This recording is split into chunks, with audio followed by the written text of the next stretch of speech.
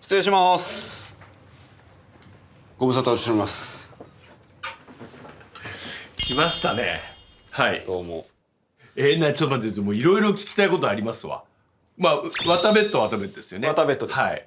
最後のオンエアが終わって2ヶ月、3ヶ月ほど経ちまして、はいいろんな媒体で、渡部さんがご活躍されるのをちょっとこちらとしても見ました。いや、そんなこと、そんな変わってないですよ、ずっと。そんなにはもう別に活躍なんておこがましい。いや、もうだいぶ活躍されてまして、そろそろもしかしたらお金貯まったんじゃないかなっていう。いや、ちょっと待ってよ。大変なんです。子供もね、1歳半になって、学校も始まったりとか、もうかさんでなんです、普段の生活が。ってことはですよ、増やした方がいいんじゃないですか、やっぱり。じゃあもうダメ人間の発想じゃないですかね。金がない時になんか増やそうとするって。なんすか、なんすか、ほんで。いや、それで、非常に好評で、番組自体が。いや、本当ですね。本当に渡部さんご存知かもしれませんけど、DMM のそのバラエティチャンネル部門でも結構良くて、なんか俺もうたまに覗きに行くんですけど、めちゃくちゃランキング良くないですか？そうなんですよ。3位とか4位とか。そうなんです。で、俺らの上にいるのが大脱出とか、いや本当にもうインシデンツとか、めちゃめちゃ金のかかった作品で、3位の俺がもう100万ぐらいでガタガタ言ってる。すげえ恥ずかしいんですよ。でなおかつそんなに好評だったらやってほしいっていう話もあったし、渡部さんのお金も、そろそろたまったんでしつこいですけど、いや、それは DMM さんはやってほしいでしょ。そうなんです。こんなに。そこで、アメリカで今回は。じゃあもう同じようにまたフィリピン行ってどうこうじゃないですね。なんかいろいろとこへ行って変な髪型にするとか、占い行ってどうこうとか。ないです。もうああいう壮大な茶番じゃないってことですね。そうです。前回本当にもう自分で我々言うのもおこがましい、おこがましい、恥ずかしいですし、渡部さんよくご存知だと思うんですけど、結果ポーカーの見てる人たちには現実だけを突きつけて、本当にずーっと緩やかに金が減っていくだけの。そうです。何の見応えもない。俺が一番最初に怒ってこれだけはダメだよやっちゃっていう、それをやったんですよね。今回本当にその番組の初心に戻るではないですけど、ちゃんと増やす姿を見せたいということで、もちろんアメリカ編にしたのも、短期決戦できるというのが一つと、前回できなかったキャッシュゲーム。前はトーナメントに丸富さんずっと出ていただいたんですけど、今回キャッシュゲームって言われる毎日24時間行って、そこでお金を稼ぐっていう、つまり本当に勝った分そのまますぐもらえる。そうです。それをプロ2人を参加していただきまして、そのキャッシュゲームフリージャンスをするプロ2人と諸角さんの3人体制で。いやもう諸角いらないでしょ、そしたら。プロ2人だけでいいっすよね。なんで諸角入れてんすかね。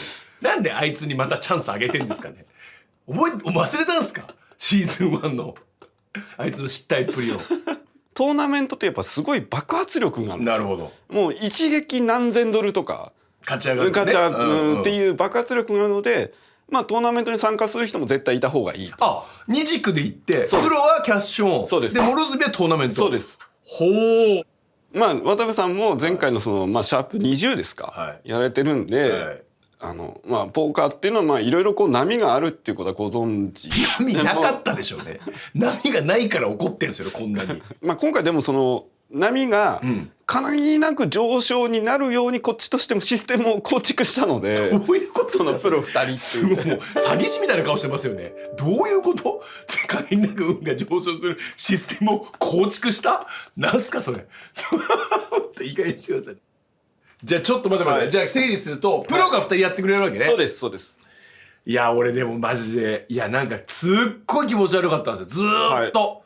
わかりますよね。わかります。シャープ20やって勝てなくて、でもなぜか番組が好評で、俺もいろんなところでポーカーの番組見てますとか言われて、このわかります？俺のこのストレスもやもや今回なくなります。おそらく100万お願いします。絶対帰ってきます。もうこれが本当にまた同じようなことが起きたらどうしてくれるんですか。そしたらワタベッド3の企画をまたもう苦しいんですって。苦しいんですよ。自分の名前がついた冠番組でただただ負けてくって。先延ばし。よしかけましょう。その2人マジですごい人ですよね。いやもうすごいです。もう本当にもう。ちなみにシーズン1終わってからのこの 2,3 ヶ月の諸角の動きって僕あんま聞いてないですけど、あいつ何やってたんですか？勉強続けてるかもしれないですね。いや続けてないとダメでしょうね。まあでもこれ確かにこれで諸角を外してプロが2人勝っても多分この奥のモヤモヤは取れないですよね。そうですね。やりましょうか。ありがとうございます。じゃあちょっと本当にカメラに向かってなんですけど、覚えてらっしゃいましたか？こういうやつ。なんだっけ忘れちゃう。ワタベットスタート。ワタベットインアメリカスタートで。インアメリカ。インアメリカ。はい。はあ、よし、じゃあ立ちましょうか。すいません、お願いします。さあ、では皆さんまたしばしお付き合いください。ワタベットインアメリカスタート。ワ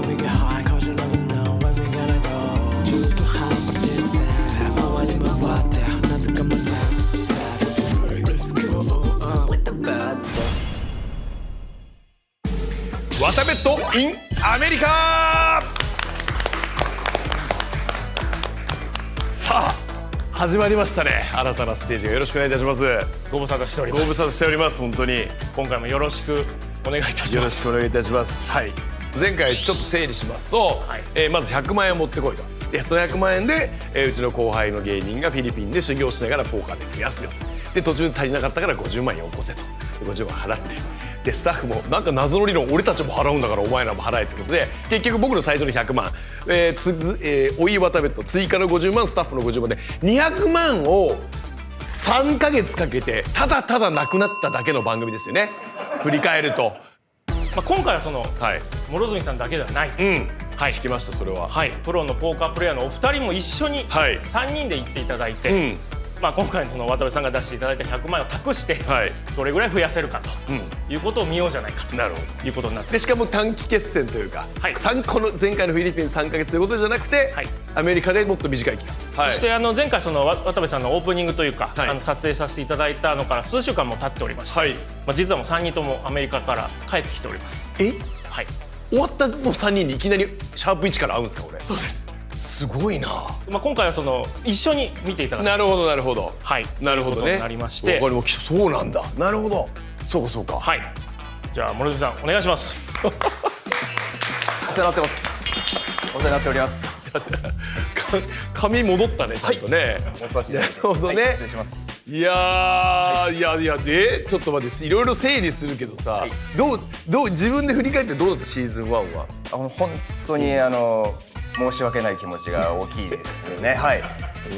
200万円をなくしてしまったわけで、で俺もね本当は放送上もそうだし、今日も本当はお前いい加減にしろってやいの言わなきゃいけないんだけど、SNS 見てたらお前かなりひどいことになってるじゃん。かわいそうになってきちゃって、もうめちゃくちゃ怒ってるぞポーカー好きが。もうお笑いもポーカーも素人ですとか、この息抜きに感じるストレスとかいやもう俺が裁くまででもないんだよ。俺もつまりどういうことかって、ワタベットをポーカー好きがめちゃくちゃ真剣に見てくれてる証拠なんだよね。俺もどっかでバラエティーの意識があったから、俺がボロカス言ってなんだよおもろいい加減にしろよ、お笑い芸人としてもお前全然ダメだよで成立しようと思ったら、もうマジの人たちがマジで言い始めてでやっぱそこで本当はへこむじゃない、もう一回チャレンジするって結構な覚悟だけど、そのどう過ごしてきたこの間は？もうだからポーカーとこう向き合うと言いますか、僕なりにこういろいろ勉強もさせていただきましたし、つまりこのワタベットインアメリカが始まる始まらない関係なくもうポーカーをやってたわけですよね。そうです。もうフィリピンの100日の期間で僕自身もポーカー好きになりましたので、その間もポーカーをやって過ごしてきたんで、フィリピンとは違う。本当に好きになったから。好きになりましたけど、ブロッカス言われてたのポーカー好きに。いやそうなんですよ。でもさ、やっぱ彼らも黙らせたいよね。そうなんですよ。いやごめんと諸角、お前はポーカーがどうこうって言ってたっていう人もこのインアメリカを見て結果を残して、いや諸角ごめん言い過ぎたあの時だってちょっと、いや SNS 上も言わせたいよね。本当はマジで同情してるから本当に。怖っと思って、俺も散々 SNS でいろんな目にあったけど、人の見ても怖いねやっぱ。本当辛かったんですよね。わかりました。じゃあもうちょっとね、まあやっぱり諸角が勝たないと、渡ベッドはやっぱりね成立しないと思ってるから。そして今回初参戦のおお、プロのお二人も来ていただいてる。はい、呼んでます。会いたい。じゃあお二人よろしくお願いします。おお、どうも。すみません、よろしくお願いします。お願いします。よろしくお願いします。どうぞお座りください。うわー、なんだろう。あ、すごいな。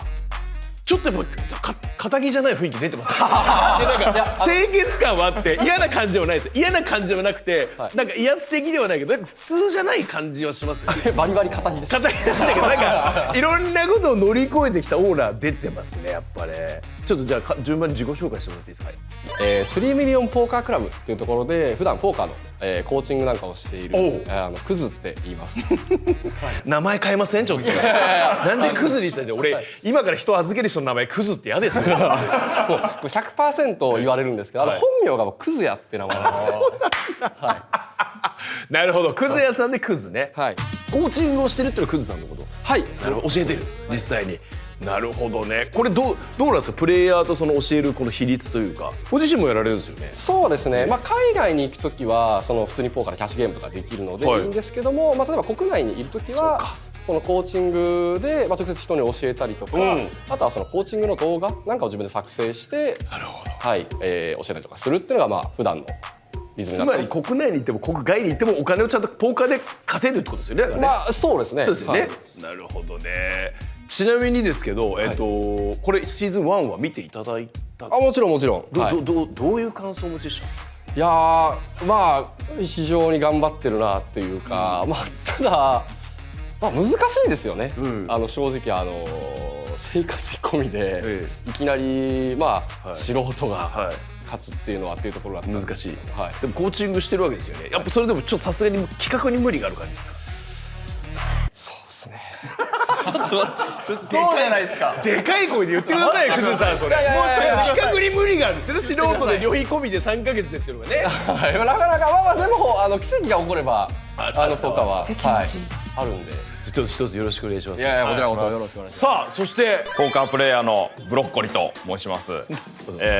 ポーカーはですね、キャッシュゲームを中心に、はい、6年ぐらい経ちますかね、やり始めて、で最近は DMM さんともご縁がありまして、WSOP っていうなんでしょう、毎年夏に世界大会が行われてるんですけど、まあそちらで実況解説等の仕事をさせていただいたりとかっていう風に、はい、やらせていただいております。よろしくお願いします。すごいよね。教える人と解説までする人が今回ってことですけども、これってそのでかい大会に解説実況で呼ばれてるわけじゃないですか。このプロセスはどういう勝ち続けたからそうなったってことですか？それ理論がはっきりしてるからとか、どういう理由で抜擢されたんですか？そうですね、まあ、自分で言うのもなんか変な話になっちゃうんですけれども、まあまあその勝ってる人たちの中でこいつ使ったらいい、こいつ呼んだら間違いないんじゃないかみたいな。それはやっぱ解説がうまいということはやっぱゲーム性を深く理解してるってことなんですかね。ということにさせていただけると、はい、いいな、この謙虚な感じもいいな。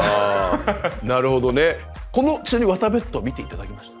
もちろん、はい、全部。どうでしたか？ちょっと率直な感想は。いや、諸角さん本当によく頑張ったなっていうふうにやっぱりそっちなんだ。なるほど。まず短期間でよく成長したという考え方でもいい？もちろんそういう成長の面でもそうですし、単純にだって100日間ひたすら負ける勝負をやり続けるってそれって確かに苦しかったんですよ。波の胆力じゃできないことだと思いますので、それを東京で見せ続けられたんですよ。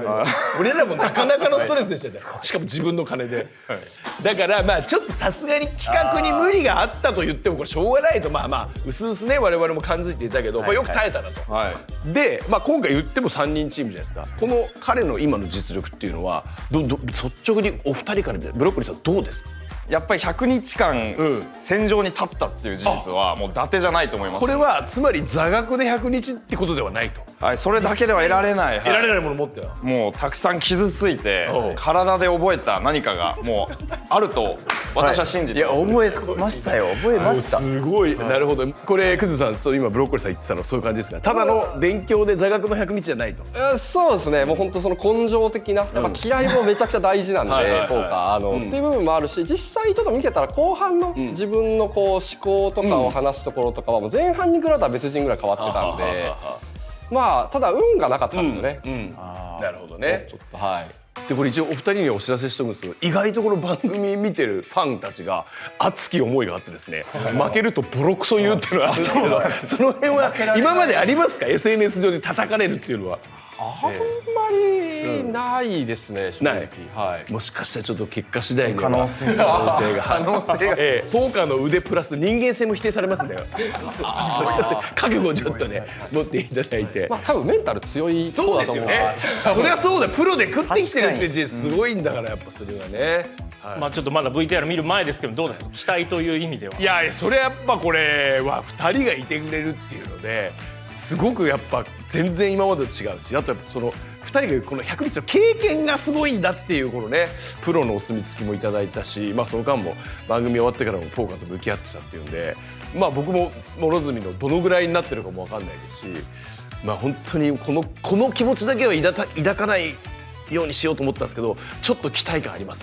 今日家出てくる時この感覚だけやめようと、期待だけを持つからあんなこれイライラするんだと思って、期待感だけは持たないように来たんですけど、ちょっと3人見ちゃうと、でこの話聞くとちょっとやっぱり僕も人間ですから、ちょっと今やっぱちょっとそわそわワクワクしてますね。なるほど、はい、わかりました。じゃあということで早速 VTR いきますか。はい、おお、いただこうかと思います。始まるね、また。お願いします。いやー、じゃあ行きましょうか。はい、では記念すべき最初の VTR です。どうぞ。お疲れ様です。いよいよ、今からロサンゼルスに旅立ちますけども、いい目してるよね、2人は。プロの2人なんかすごい諸角さんの足を引っ張らないように頑張ろうと思います。こちらこそですから本当にありがたい。いかがですか？そうですね、緊張しますけど、はい、まあ人のお金でキャッシュゲームやるの生まれて初めてなんで、そうなんだ、初めてね。自分のお金でしかやってきてないです。味わったことないタイプの緊張を、はい感じてます。本当にありがたいです。僕一人じゃないということで強力な助っ人が来ていただけるので、諸角さん行く前に最後渡部さんなんかそうですね、前回は本当に全てなくなってしまったんですけども、今回僕一人じゃないということで非常に心強い助っ人いますので、今回こそ確実に増やして帰っていきたいと思います。渡部さんよろしくお願いします。行きましょう。お願いします。こうしていよいよ諸角は2人のプロと共に新たな挑戦の場所へと向かった。ロ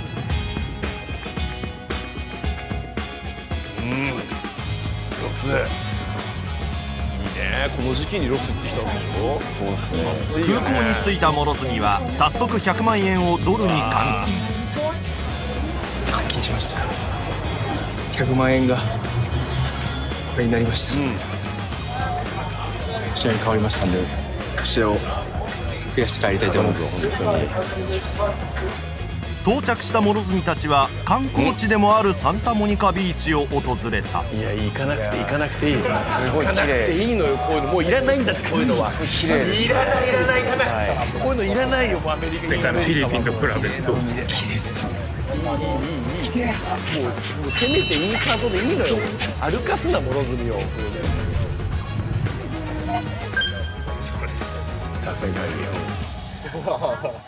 よ。いよいよ明日からですかね、ポーカー生活スタートということなんですけど。いよいよですね。はい、よろしくお願いします。お願いします。具体的にキャッシュゲームをお二人はやられるということですけども、はい、どのくらい勝てそうとかはあるんですか？最初はとりあえずその資金がはいだいたい6000ドルぐらい。そうですね、100万円を換金して6000ドルぐらいですかね。2000ですか？それはこれそうですよね。どうしていくのかというところですよね。2000、配分とかあれですけど、多分現実的にプレーするならば、2-5から、5-5ぐらいで僕と、山崎ブロッコリーは、プ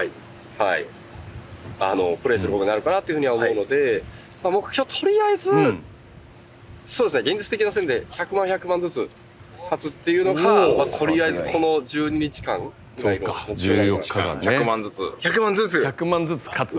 現実的なところで12日だったら1日じゃあ500ドルずつぐらい勝てば目標ぴったりぐらいですね。そうだよ。そうですね。1日で6000ずつ6000ドルずつぐらいプラス出せれば100万ずつですね。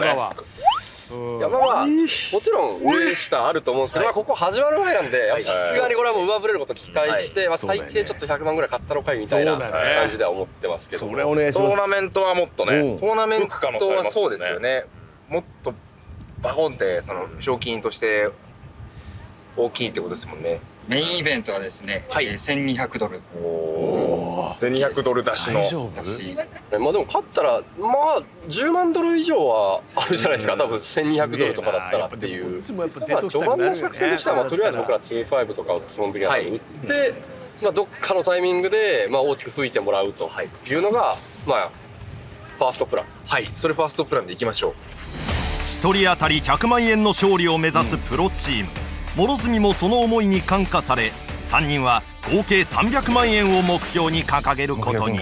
諸角さん今なんかちょっと不安に思ってることあります？そうですね、僕は過去に大きなお金をなくしてしまってるという経験がありますので、そうですね、成功例がないので本当にいけるのかっていう不安もありつつ、ただまた勉強もしてきましたので、そちらをこう出せたらなという気持ちでいっぱいですね。まあ今回しかも3人でせっかくいるので、なんかちょっと分かんなかった時とか不安に思った時とかあったらブレイク中とかにガンガンから聞いてもらったら間近にね聞けるもんね。フィードバックもできる。こんな近くにもう、教えてくれる方々がいるっていう心強さがありますので、ここはもう大胆にどんどんやっていきたいですね。ちなみにお二人はプロのポーカープレイヤーの方々じゃないですか。はい。お二人の関係とか、そうね、確かにどうもともとお知り合いとかなんですか？僕らはもともとは中学の同級生。中学の同級生なんですか？そうなんですよ。そうなの？横浜市の公立中学のバスケ部で一緒になって、部活まで一緒なんですか？そう一緒です。で中2で久世が大阪に引っ越した関係で離れ離れになっちゃったんですけど、それで大人になって10年ちょっととか経って久々に再会して、今何やってんのって言ったら2人ともポーカーやってる。そんなことあるの？そんなことあって。そんなことあります？でそっから一緒にポーカー頑張ろうぜって言って、一緒にシェアハウスしたりとか。シェアハウスまでしてるんですか？じゃあもうチームワークバッチリじゃないですか。確かにここは一旦。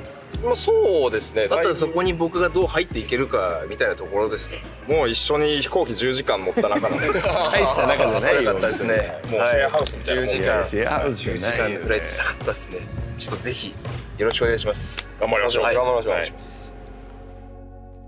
いやちょっと待って、すごくない？すごいんですよ。びっくりしましたよ。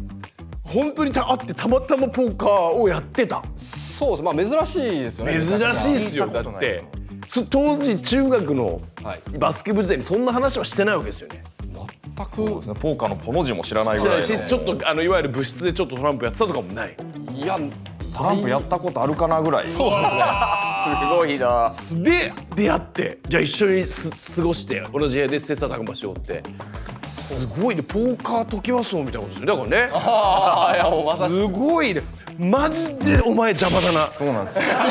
急に入っていけないです。この物語すごい美しい。でこの2人が渡部のお金を持ってって言って、で勝った瞬間に当時のバスケ部の写真とかバーってクロスオーバーとかすごいいいエンディングも思い浮かんで、いやーいらないわ。ちょっと待ってくださいよ。待ってくださいよ。実力もバックボーンも邪魔でしかない。でお互い大会でちょっと名前を聞くようになったんです。そう、まあ大会というかそうですね。まあポーカー界では一応その名前はおのおのプレイしてやってますね。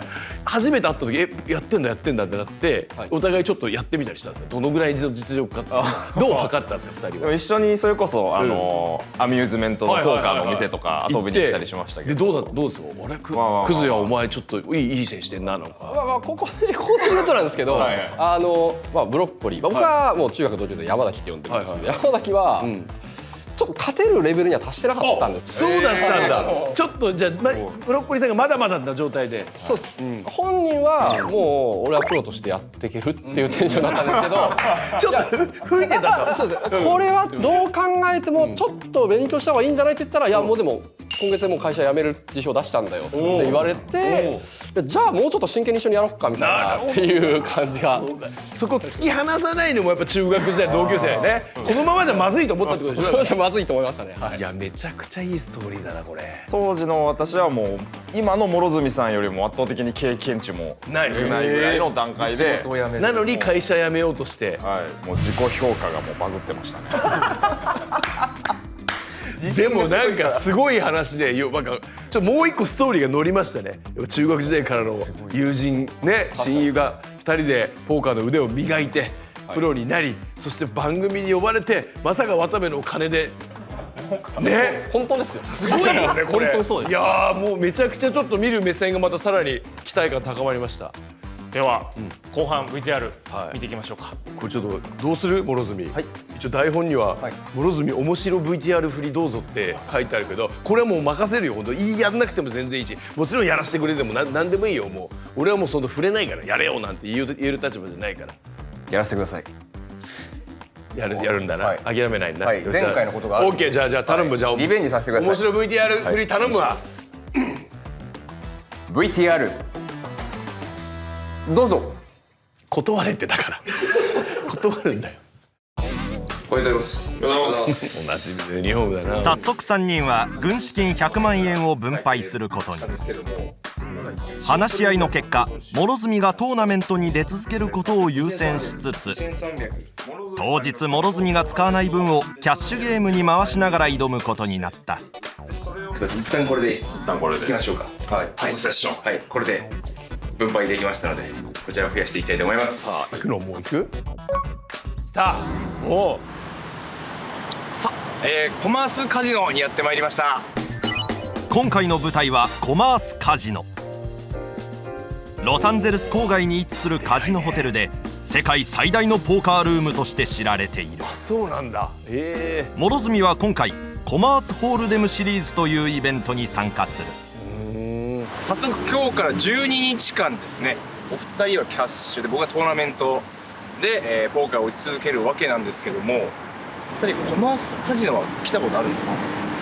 藤谷のが言ってる感じですよね。結構来られてる。もうそうですね。というかたまたまなんですけど、2ヶ月前にもそうなの？たまたま来ていて、コマースカジノっていうのが自体がですね、日本のポーカープレイヤーもかなり馴染み深いというか、有名なカジノになってます。本当に何回も来たことあります。なるほどなるほど。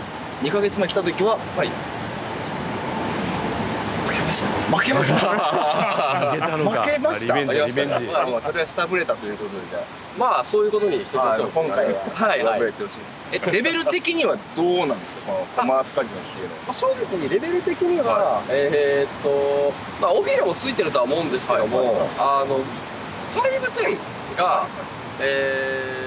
昔は世界で一番勝ちやすい510だって言われた時代があったんですけれども、どうなんですかね、今はそこまで昔ほどそんな感じかどうかわかんないんですけど、アメリカでポーカーをするんだったら最初にキャッシュゲームをしようみたいな、そういう登竜門みたいな感じになってるってことが、じゃあここから入る人が多いようなカジノです。なるほど。はい。じゃあ今日から12日3人で増やしていきましょう。増やしましょで、早速行きましょうか。突っ走りましょう。お願いします。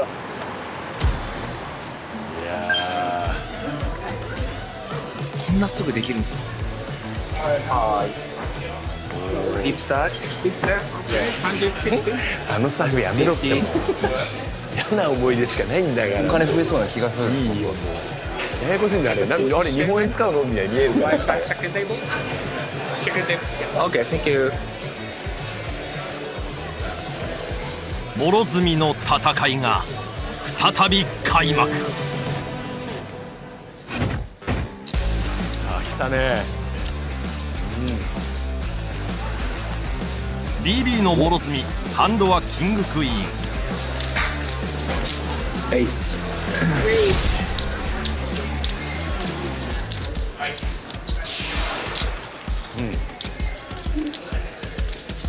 ワンペアが完成した諸角、1000点のベッド。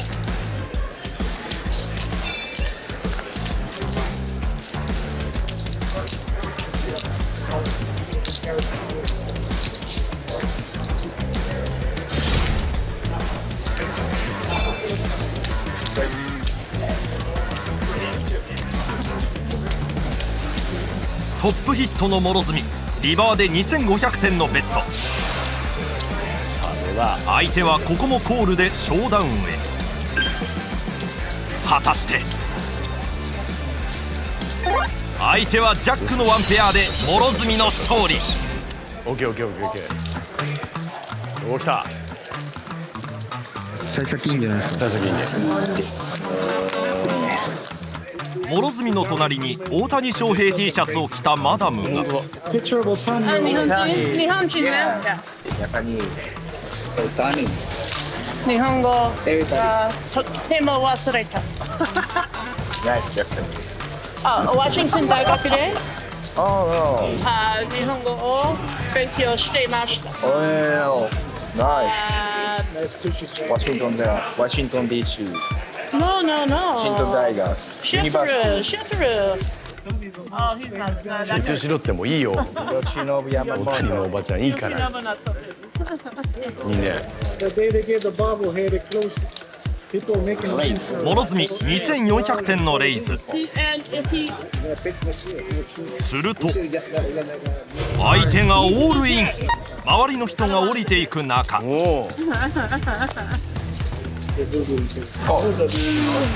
はコール。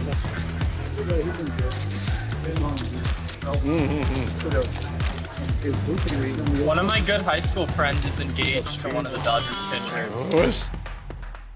お、怖い、やめて。来た。ここも諸角の勝利。いい滑り出しだ。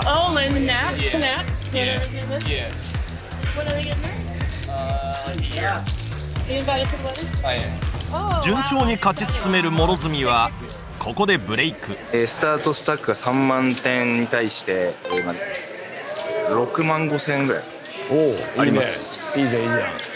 非常に順調でございます。はい。いいね、浮かれてない感じも。100日やってきたんで、これで浮かれてらんないっていうのが分かってるんで、はい。芸人としては0点だからね、これね。こんなトーンで意図を持ってプレーしてます。テレビ出ちゃってね。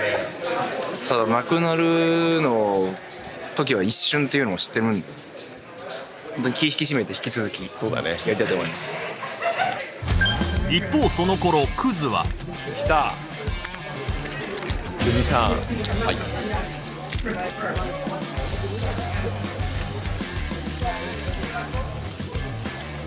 フロップでセットが完成。熱々です。熱々。ここで相手の一人から95ドルのベット。だよ。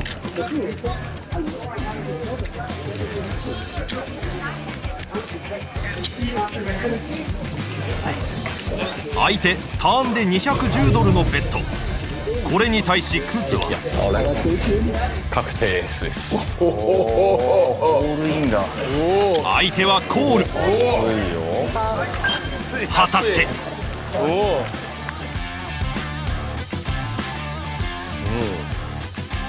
相手はマックシ。見事クズの勝利。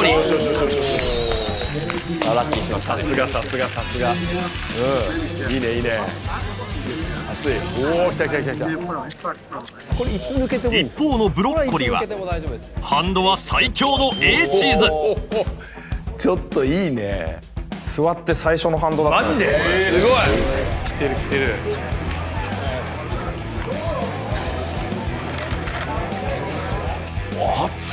熱い。相手が3ベットしてくる熱い展開に140ドルの4ベット。おい。こ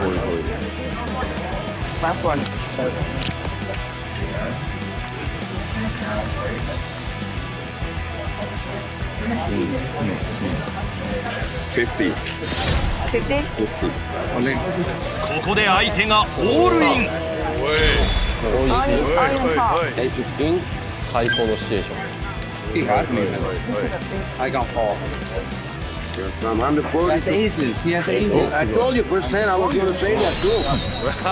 ッコリー勝利。ち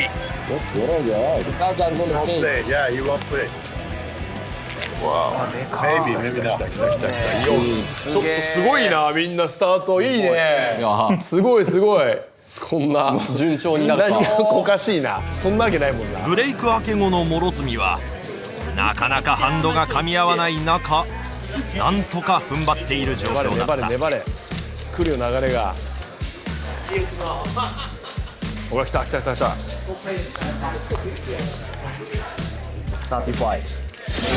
3500点のレイズ。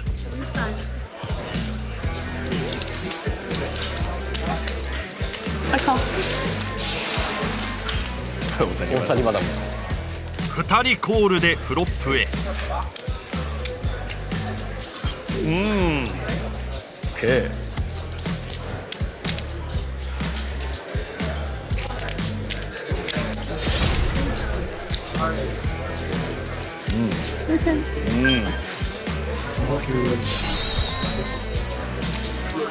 いいサイズです。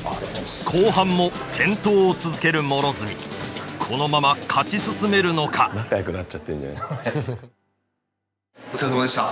お疲れ様でした。さあ今日1日目が終わりましたけれども、11時間ぐらいでした。11時間？ご苦労様です。諸角さんスタートちょっと遅れて。僕そうですね、僕はトーナメントなんでもう大体時間は決まってるんですけど、11時間やりましたね。キャッシュゲーム。はい。初日どうだったんですか？トーナメントで、6位からインマネですかね。51人で6位からインマネのところ、16位。ノーインマネ。あの後諸角はいいハンドに恵まれず、初日は16位という結果で終わった。ワンエントリーですか？1回エントリーじゃマイナス150ドル。すごいね。ちゃんと全てを数字をね見せてくる。まあ平常全然普通なんで大丈夫です。僕は、今日の収支は800ドルで入って800ドルで入って、1355ドルだったんで、555ドルがチーム目標額ですよね。そうですね。すごいな。そんな反応、そんな反応ではないですけど、まあとりあえずラッキー。見事なんだ。いや、ちょっと言ってるんです。500ドルが言ってる。11時間で。いやまあはい。なんだそうだよな。僕は1350ドル負けました。負けかい。1350ドル負け？ 1350負けです。負けました。どうなったの？結構ピンチですね、初日。気づいちゃいましたか？あれ1350いっちゃいました。今日で分配したのが、2500、2500。はい。で初日ですよね。確かに。トータル3人で950ドル負ける。3人で見るとね。きますよ。どういうことだ？まあ。わかんないです。まあ。でいけるっす。まあ全然まだ焦る時間では。まあ全然大丈夫でしょう。まあなくなったわけじゃないですよ。全然明日以降増やせばってことですよね。はい。初日は950ドル負けということになっておりますけども、明日以降また頑張っていきましょう。はい。よろしくお願いします。よろしくお願いします。おー、いや。ということで、初日の収支はですね、マイナス945ドル、13万5,000円マイナスということになってしまいました。そうね。まず俺はびっくりしたのはブロッコリーさんがなんであんな堂々としてるのかというね。僕も驚きました。諸角追い詰めてたもんね。ってことはいくら負けですねみたいな感じで。すごい。これは。まあ今 VTR も言ってたけど別に焦る数字ではないと初日にして。まあ全然なんかもう正直ほぼ動いてないに近い。これ？はい。だって分配した2500のうち1300失ってるわけじゃないですか。これはまあ入んないし半分近く。それは別にそれも焦んなくていい。まあ全然焦んなくていい。そもそもなんですけど、5-5って言われるさっきのレートってちょっと説明してもらっていいですか？そうです。ポーカーってレートが掛け額をどのぐらいにするかっていうのをステークスとかレートっていうんですけど、一番下が1、2、1ドル、2ドルっていうレートなんですけど、これはこの2ドルがだいたい100倍から60倍ぐらいが全部オールインってやった時のお金になるんですけど、2ドルだったら100倍が200ドル。で2-5なんで500ドルなんですね。1回オールインしたら500ドルのレートで、これ大体その10倍ぐらい普通に動きます。なるほど。ちょっと5000ドルぐらい。そうなんですよ。なんですけど、今回は1日で見るとその2回オールイン分しか金額が動いてないので、まあこのぐらいの誤差はあって普通だなっていうのでもともと。それさ、あれでしょ、中学時代からの同級生だからフォローしてるって可能性ない俺わかんないから、そういうもんなんだけど、なんか仲いいからね、危ない、この2人は気をつけないと言われたら、あ、そこそこいいのかこのぐらいってなっちゃうけど、このトーンね、渡部さんもう100万ぐらいあるとですねとか言われると、なんか俺払っちゃいそうだけど、でもやめてよそれ本当に。いや大丈夫ですよ。大丈夫ね。なるほど、その理屈で言うと確かに大した額ではないですね。ただね、もっと僕素人考えで言うと、半分その手銭がなくなっちゃう可能性もちろんあるわけじゃないですか、手持ちが。これに関してどうなんですか、ブロッコリーさん。こうなったら、様子見つつ、レートを下げることも考えようかな。もうゼロになることさえ避ければ、ゲームをやれば、期待値を詰めるっていう考えでそうか、当たり前にこのペースで張っていかないと、もしこれ減ってくるとレート下げてまた次のチャンスを狙う、というふうに考えてましたね。ということで、初日はこういう結果で、本日は以上に。以上。なるほど。これを毎日じゃあ見ていくような感じですね。そういうことです。なるほどなるほど。まあなんかちょっとそうですね、3人いるからちょっと見方があれですけど、勝つ人がいるだけでもちょっと落ち着きはしますよね。全員これが赤文字が並ぶ日も来るのかもしれないけど。わかりました。じゃあ皆さん引き続きよろしくお願いします。よろしくお願いします。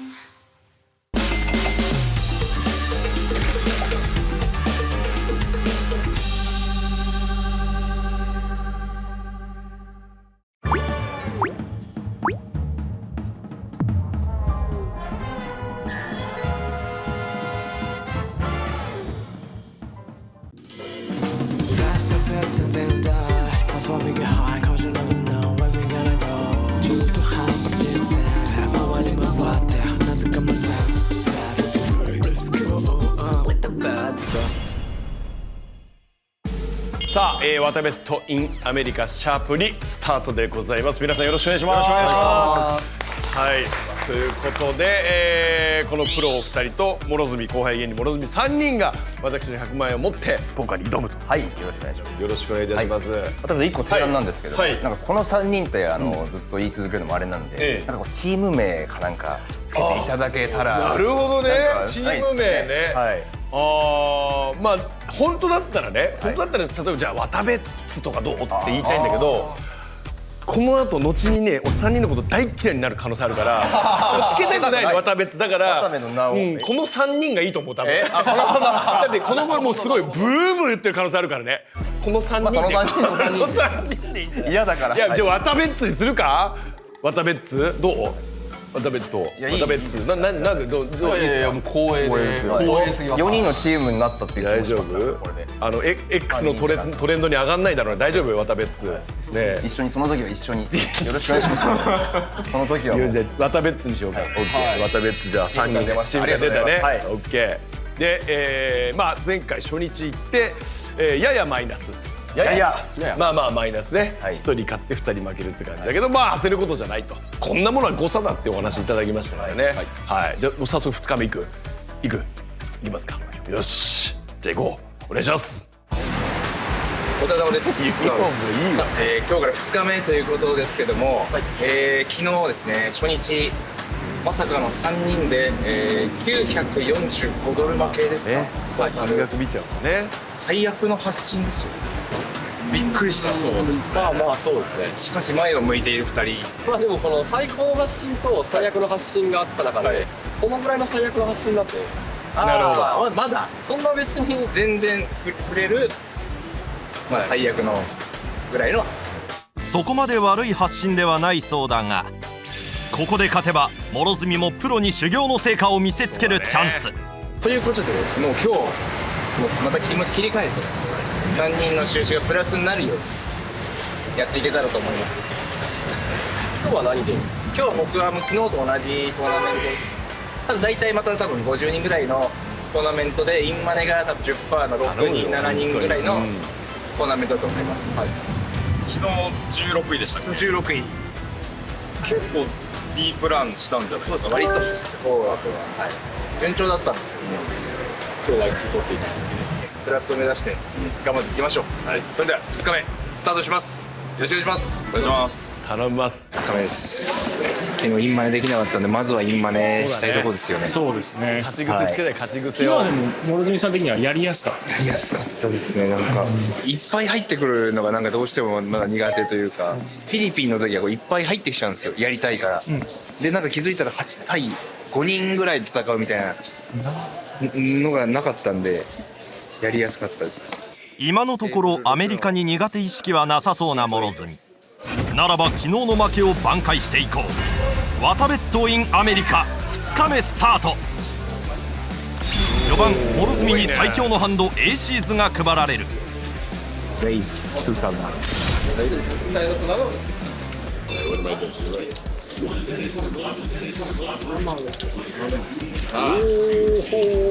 相手のオールインに対して諸角は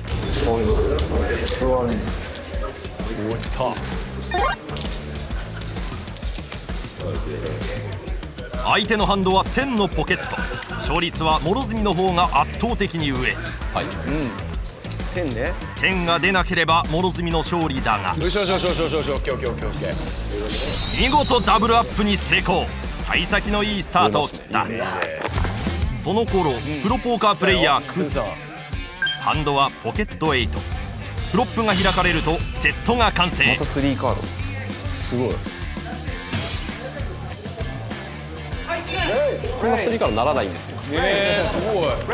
相手2人がチェックで回す中、クズは$110のベット。リバーが開き、ボードにはハートが3枚。相手が強い役の可能性も考えられるが、ここでクズは相手は長考の末コール。結果は相手はマックしクズの勝利。来た来た来た来た来た。いいね。昨日に引き続き好調なクズ。幸先いいです本当に。その頃トーナメント会場ではエースキングと強いハンドを引いた諸角。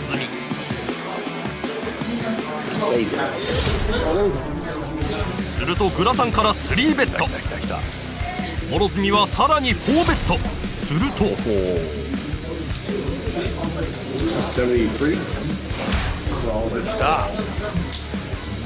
それに対し諸角はオールインにコール。グラサンのハンドはキングス。諸角不利な状況。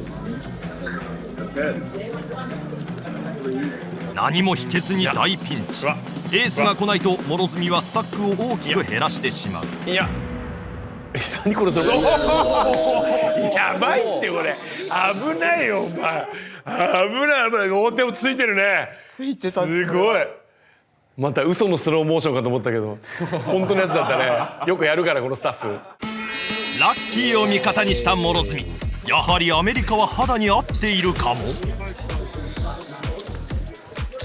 昨日ブロッコリーさんがねちょっと負けちゃってるんで、俺がやるしかないです。その頃ブロッコリーはというと、ブロさん頼みますよ。6ポケでレイズ。すると相手から$45の3ベット。ここはコールでフロップへ。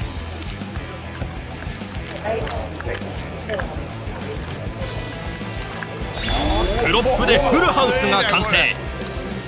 すると相手からオールイン。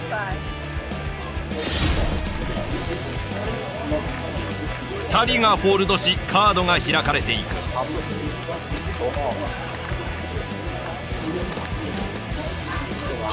相手はマックしブロッコリーの勝利。ここまではワタベッツ3人とも好調の様子。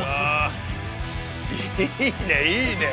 ブロッコリーにここまでの様子を聞いてみると、昨日も感触自体は良くて、まあそれと同じぐらい今日も感触はいいなっていう。感触がね、そのいわゆるスコアに運が上に触れてくれてるなっていうのはありますね。はい。まあまあ期待しすぎずにというか、昨日もまあピーク時から$1700以上マイナスになってるわけなんで、そうなんだ。まあ気をつけなきゃだね。ここからまた買って株とを締めようじゃないですけど、はい、残り4時間も集中していきたいと思います。そう、たった数プレーで戦況が大きく変わるポーカー。プロとして2日連続では負けられない。なるほどね。今クズさんコメント取ってますね。どうですかね。勝ってんのかな。まあ俺は今んとこね調子いいっすけど、チームなんでね結局みんな調子よくない。ちょっとやばい部分。なんとも分かりやすいもの。定番正直あんま良くないですかね今日は昨日とかに比べたら。プレー自体ママっぽいっす。まあ単純にママっぽいです。まあいいステージ。あれお疲れ様です。どうですか。どうですか。珍しいですねなんかモドリさんからどうですか。まあちょっと勝ってます。そんな調子いいんですか。わかりやすいんですよ。なんかめっちゃ調子よくて。はい。昨日よりいいです。なるほどなるほど。まあそうですね。なんか一言話したいですけど、僕から多分もう今言えることはないと思う。あります？あります。でもこれめちゃくちゃポーカーってメンタル大事なんで、そのいいテンションのままいってほしいです。でなんか別に今あんま余計なこと言いたくないなっていうのがあって、もう今のまんまもう自分を信じて突き進んでもらって。そうかそうか、なるほど。テンション大事なんだね、このキープするのも。やっちゃいます。はい。なんかやっちゃうんです。なんかいいな、なんかいいですね。その感じで言ってほしいんですけど、はい。なんかいつも結構今日朝とかめちゃくちゃ自信なさげだったんで、その感じで負け癖がついてる。こういう時あんまないんです。ちょっとな、負け癖ついてる人チームなのちょっとあれですね。大丈夫なんですか。やっちゃいます。めっちゃ負け癖やっちゃいます。はい。今の調子で勝ち上がり負け癖を払拭したい諸角。優勝賞金2100ドルのトーナメント後半戦スタート。諸角のハンドはクイーンズ。セブンサウダー。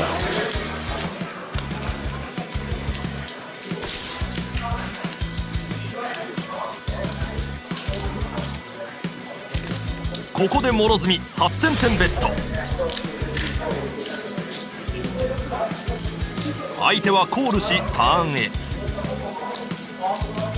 オーバーペアに加えガットショットとなった諸角は15000点ベッド。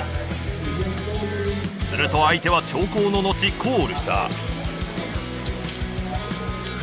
リバーはお互いチェックでショーダウン。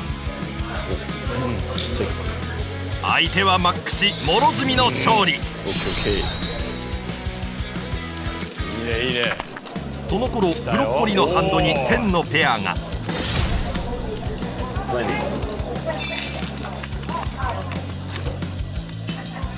フロップでは10より大きなカードはなし。相手が20ドルベットしてきた状況でブロッコリーは6倍の120ドルのレイズ。3人とも下ろして勝利。こちらはクズ。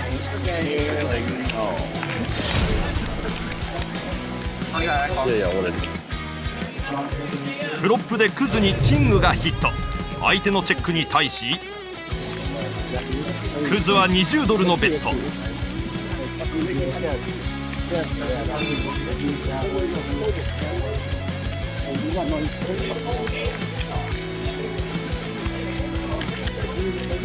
相手はチェック。クズは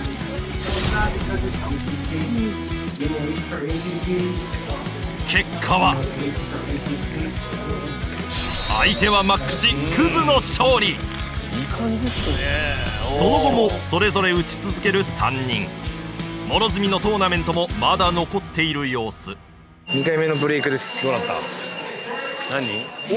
これ11人まで来ました。あと5人飛ばせば今ね。そうっすね。ただポストフロップ今3連続負けちゃって、残り 10BB です。なんで、オールイン2回ぐらい通さないとファイナルテーブルで戦えないかなと。厳しい状況の諸角。しかしスタッフには他に気になることが。他には集中できてますか？なんかずっと野球見てんで気になっちゃったんですけど。たまたま映ってるんで自分に関係ない時は見てますけど山本由伸対今永なんですよ今日。ああその日か。これ見た方がいいです。まあ分からなくもないけど人の金でポーカーしてる最中だからなそれ忘れちゃいかんよ。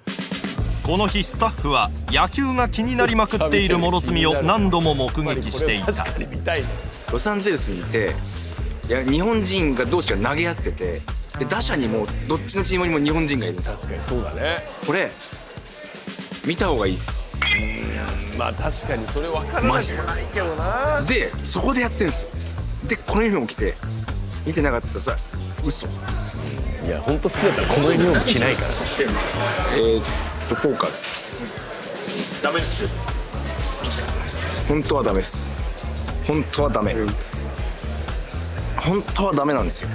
分かってます。渡部さん分かってくれるんじゃないですかね。でもいや危ないね、分かりかけちゃったなとはいえここで勝てば誰も文句は言えないはず。実力でスタッフを納得させるしかない。ショートスタックの諸角。いけいけいけ。も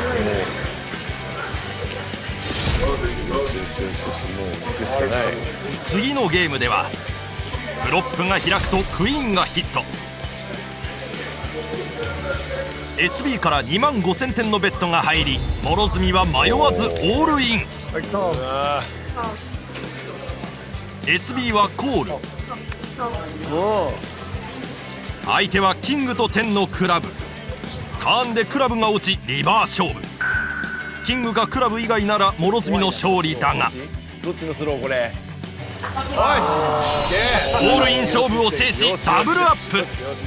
勝ちますね。その後も勝ったり負けたりを繰り返し、昨日に引き続きディープランする諸角。そして、ファイナルテーブル来ました。来た。おうおうおう、いいねいいね。しかしショートスタックです。3人です。野球終わってるね。もう終わってる野球。なんと諸角はファイナルテーブルに進出。野球はチラ見していたが、世界中のポーカープレイヤーが集まるこの地で2日目にして賞金は射程圏内。確かに前シーズンフィリピンでの100日間は確実に諸角の力になっていた。あと3人飛べば賞金が確定。ショートスタックのようだが持ちこたえられるのか。う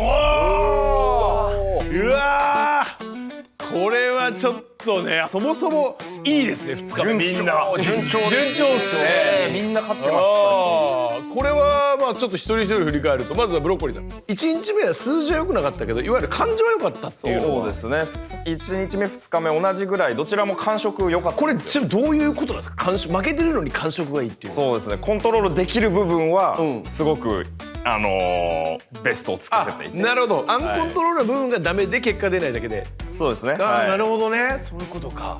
で、クズさん2日目どうでしたか。もう、僕も同じ感じで感触も良くて、結構ちょうど動画に映ったような、キングジャックっていうので、相手からチップを取ったんですけど、もう、ちょっと通常よりも大きなサイズなんかを使ったりトリッキーなことも結構決まる日だったなって感じだったです。いい感じ。で途中こう諸角と絡みはありましたけども、どうでしたか。ニヤニヤして近づいてきた時。いや何事かなと。いやてかインマネ全然まだなのに何ニヤニヤ近づいてきてんだと。そうだからなんか他にいいことあったのかな。なるほど。ちょっと俺ふと思ったんですけど、諸角と会ってませんか以前。僕はふと思ったんですけど、いや気のせいですかね。僕なんか喋り方とか、そして諸角のダメな人間性を理解してる感じ、初めて。僕ね今気づいたんですけど、まさか僕会ってないですよ。いや会ってないですね。会ってない。諸角とあれ本当に2日目ですか。2日目です。2日目です。はい。わかりました。クズさんがそう言うならそういうことにしましょう。怪しいんだよなあの感じな。過去の何か3ヶ月間を知ってるような立ち振る舞いに感じたんです。違うんですね。全くわかりました。承知しました。で僕も順調にファイナルテーブルまで。結局今そうね9人まで行ったと。はい。6位からインマネ。なるほどね。とこですかね。野球そんな日だったんだ。渡部さんはちょっと分かってほしい。俺はいや分かるけど、別にほら別にねポーカー旅行で行ってポーカーしてる時野球見るのいいけど、ほら俺はだって俺の金で行ってて、しかも1回も番組ごとぶっ潰すようなことしてくれて、でまさか命からがらのシーズン2でそれはないなと思うよね。だって人のことを応援してる場合じゃないじゃん。確かに。でしょ。いけ大谷って言ってる場合じゃないじゃないですか。僕が。そうでしょ。今日今ちょっと諸角のプレー見てどうですかお二人？まあちょっとやっぱ甘いとこはあるなと、はい、だけどベッドサイズ、の選択結構無数に種類があるんで難しいんですけど、サイズはすごくよく、はい、ただ、クイーンズ、で、まあ、カードがボードにあれ3枚出て、4枚目5枚目、開くんですけど最後のところでチェックパスをしたんですけども、あそこは、まあ、オールイン行ってよかった、はい、行っていいところかなと思います。これはブロッコリーさんも同様？あれもオールインしたかったですね。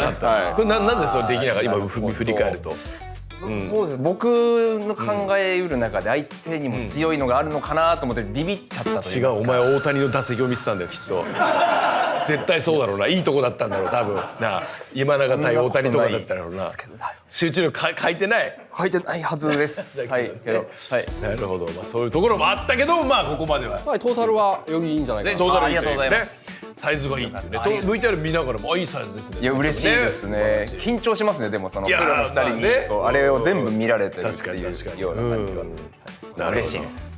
じゃあ行きますか VTR 後半。じゃあこちらどうぞ。好調だった3人、それぞれの結果はどうだったのか。結果発表からいくの。お疲れ様でした。お疲れ様でした。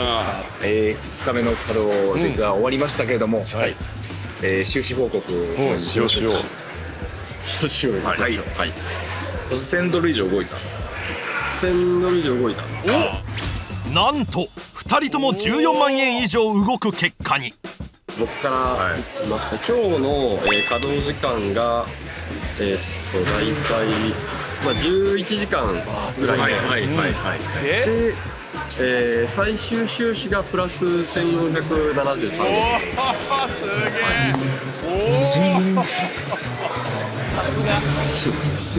さすがです。頑張りました。すごいじゃないですか。めちゃくちゃ。そんなにすごいってなるほどでもないです。また。まあとりあえず感覚の違いがあるんですよね。嬉しいですね。いやまあ嬉しいですよ。もちろん嬉しい。1400ですよ。こんなことじゃ喜ばないんだよね。喜びもじゃあ私いいですか。はい。私は1450ドル勝ちました。すげえ。もうじゃあ完全に昨日の負けをもう昨日の分はちょうどペイできたかなっていう。2日目いきなり。じゃあ僕お願いします。一応途中報告した通り勢いのままファイナルテーブルをはいまずめっちゃいい感じじゃないですか。ちなみにインマネは何位からですか。インマネが昨日と同じぐらいの人数だった6位から。おおなるほど。ファイナルテーブルに来まして、でもちょっとショートスタックぐらいで下から3番目ぐらいのスタックの中ですね。好調だったプロ2人に諸角も続くことができたのか。ファイナルテーブルについて数ハンド後、ショートスタッフの諸角のポジションは DD、 ハンドはジャックス。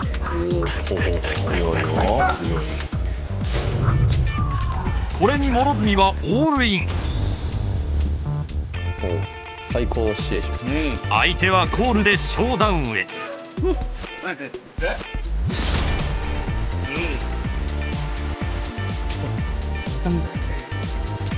セットが完成と思いきや相手にストレート。諸角逆転され敗退。うわ8位。なるほどです。いやナイスランですね。ナイスランなのは間違いないですね。ワンエントリーです。すごいっすね。最後もですね、そのビッグブラインドが回ってきて、もうショートスタックなんでこうスモールブラインドが圧力でこうレイズされたんですけど、ちょうどその時ジャックスめっちゃ熱いじゃないですか。入ってくれてレイズされたのにオールインで返してたんですよ。それキング10だったんですよ。キング10対ジャックスで開いたらジャックが出てセットが刺さりまして、よしよしよしってなってたら、そこからエースとクイーン開いてストレートで、向こうがなんか気まずそうにごめんなってなって、見てる。また野球見たなお前。やっぱ野球の方が大事なんだろお前。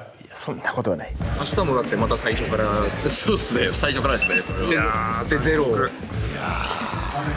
残酷なんですよトーナメントは。3人の今日の収支的にはですね、プラス2773ドル。さすがにだいぶ前進した感じです。さすがだね。モルジさんも順位自体は昨日よりも前進した結果ですし。優しいな。昨日が16位です。昨日16位、8位。ね、このまんまで残っていってもらえると流れだったら今ね。そうですね。うわー、なるほど。はい。いやいやいや、ちょっと待ってくれよ。渡ベッドのどうなったほんで。2日目の収支がですね、プラス2773ドル。ということで、トータルの収支がプラス1828ドル。初めて見たよこれ俺。ちょっと写真モニター写真撮らせてくれ。おい、プラス初めて見たぞ俺これ。すげえ、こうなるのか。いろんなこと聞きたいけど、まずモロの最後のジャックスのやつはお二人から見てこれどうなんですか。いや、あれはしょうがない、しゃあない。これついてないという言葉で大丈夫ですか。これついてない、大丈夫です。いやー、あそこ行ってたらね。そうなんですよ。いやー、今までも見えたんですけど、本当にああいうことが起きるな。ありますね。いやー、何回も見たんで、あれを何度も。で、まずはブロッコリーさん。ね、昨日の負けをだからいわゆる返して、そうね、この日だけでもそうか。つまり感触良くてアンラッキーがなければこのぐらいは見えるってことなんですよね。全然ある価値額だな。なるほど、すごいな。そしてクズさん、順調ですね、2日とも。さすが。もちろん上振れている。こんなに毎日そのレートでこんなコンサートに勝つことはできないんですけど、とりあえずいい部分が先に来てるなるほど。この後もちろんトータルで悪い時が来る時にどういう風なアプローチをするかみたいな。そうですね、はい。いやでもなんかこう惜しいっすよね。惜しいです。惜しいです。惜しいです。あれ終わった後にブロッコリーさんナイスランって言ってましたけど、ああいうんですか。一日トーナメント頑張ってね。そうですね。ナイスランは結構便利な言葉。負けた相手にかけるナイスランだったねっていうのは。結構トーナメントって優勝以外は誰かに負けて終わることになってしまうんで、2位の人とかにもなんかこうおめでとうって言いづらかったりとかする時にもナイスランっていう。嬉しかったっすもんね、やっぱ言われた時。本当に俺でもこの2人、カズさんとブロッコリーさんが負け始めた時になんか俺もう自分でも大嫌いな渡部が出てきそうで怖いんですよ。自分の中のモンスターが出てきそうで容赦ない言葉を言いまくってる。もうね、それが怖いんでちょっと冷静で僕も見たいなと思いますね。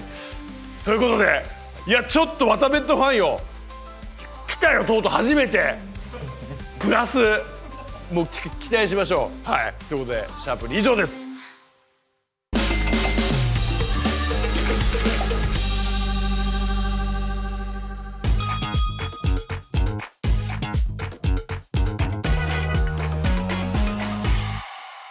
お疲れ様です。お疲れ様です。おはようございます。僕の昨日のプレーで分からなかった点をちょっと聞いていきたいんですけども、よろしいでしょうか。もちろん大丈夫です。エース6スーツのですね、マルチウェイのシチュエーションだったんですけども、はい。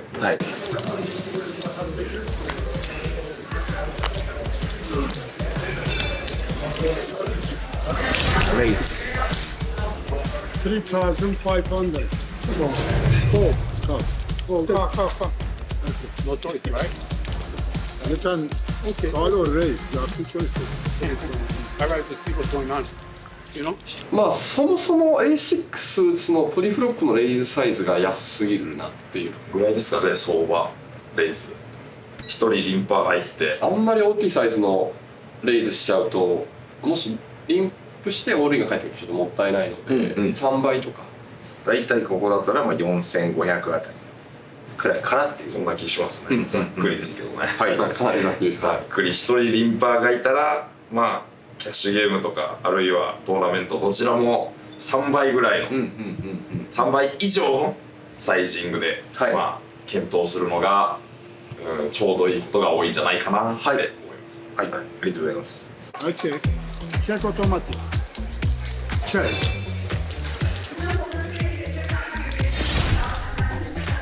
2,005. Raise 10,000.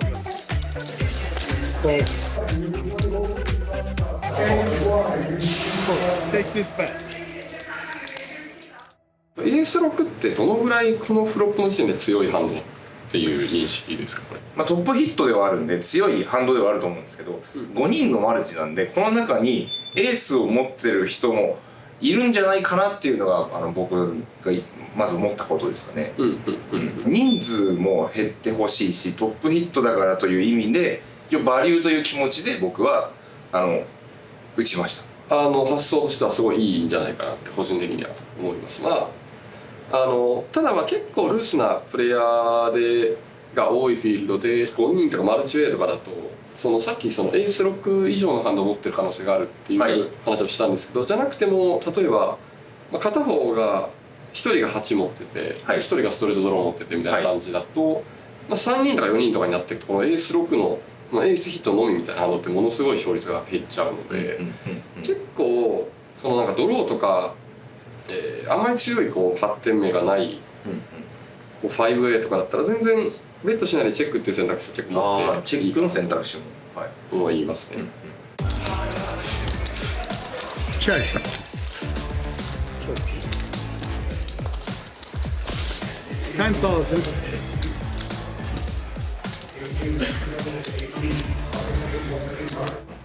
1万点のベッド 20% ぐらいですね。20%ぐらいかな。4万9000に1万打たれたっていう、ハーフポット以上打たれたらフォールドしたいって書いてましたけど、僕もまさにそんな感覚で、そこそこ長く打たれたらこの S6 ってかなり勝ち低いなっていう印象なんですけど、この 20% っていうサイズ、1万っていうサイズが、ジャック10のジャックとかで分かんないけど、打ってるプレイヤーも想定できるかなみたいな、6,7 回に1回勝ってればいいっていうコールになるのであれば、コールしちゃうかな僕もっていうところですね、このエース6って思いました。ベッドが大きかったら降りてよかったぐらいの。大きかったらそうですね、エース6はかなり弱いかなと思いますね。その 20% だと必要勝率15とかそこら辺。そうですね。Story move. Next file, man. Next file. I was just making a move.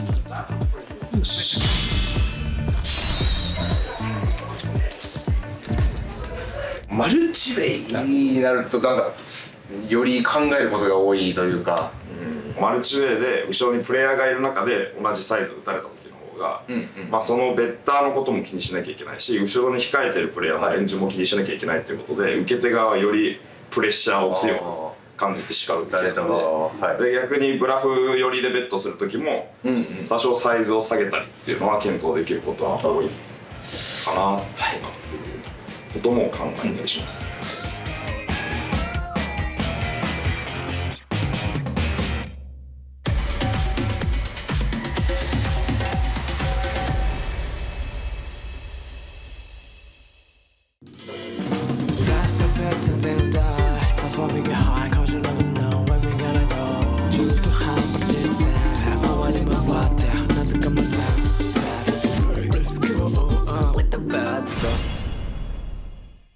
ワタベット in アメリカ。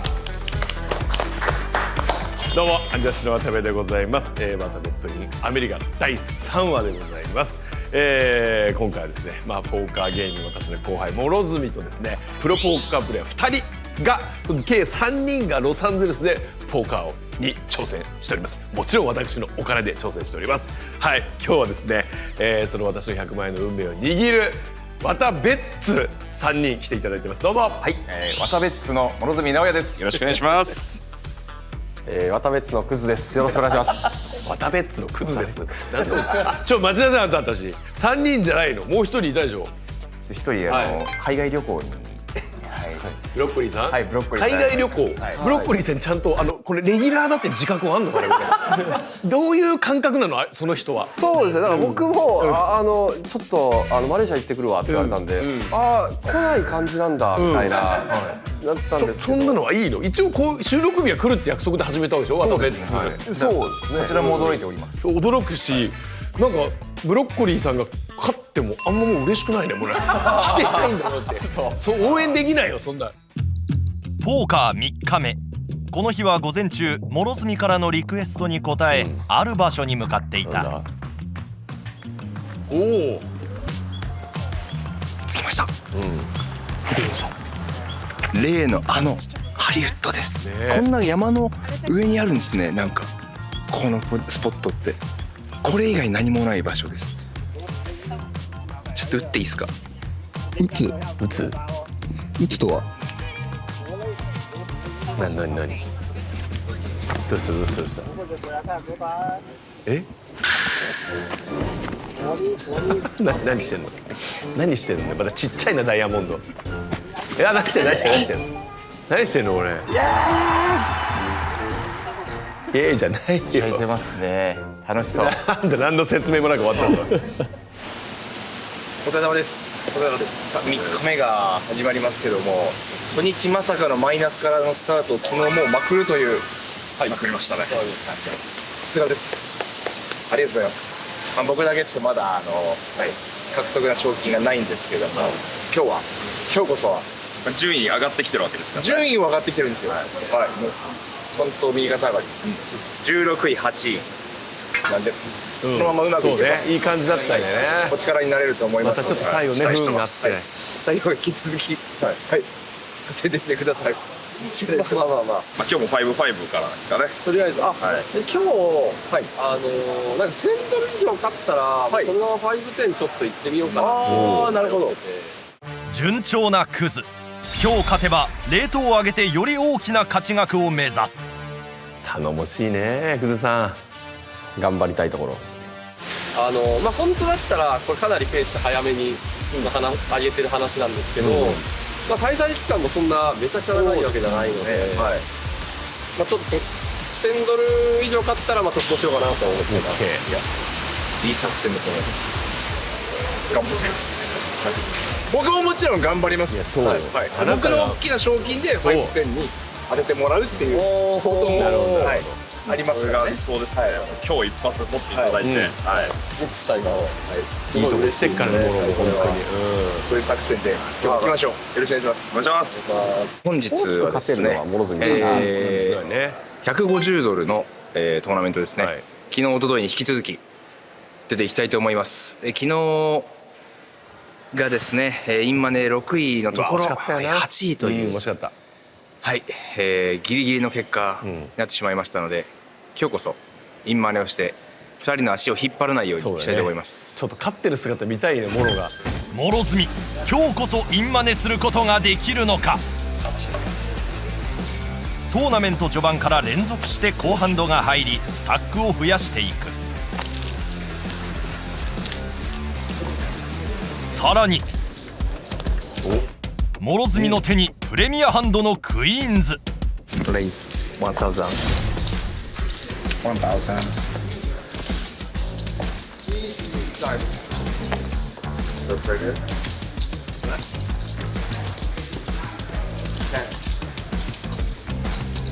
フロップが開かれ、諸角1300点のベッド。1人がフォールドするも、もう1人がコール。いいボードですね。ターンでクイーンが落ち、諸角セットが完成。ここで熱々です。さあどうする。相手はコール。来た来た。リバーはスペードの7。どうする。おっしゃ。相手がフォールドし、諸角の勝利。こうしてあっという間に諸角のスタックはアベレージの倍以上に。順調ですね。はい。そしてその後のハンドも。よし。諸角に入ったのは天のポケットペアと絶好のハンド。すると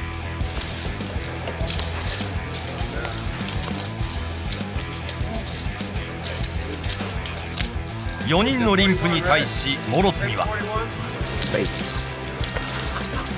2000点のレイズ。これに対して4人ともコール。フロップは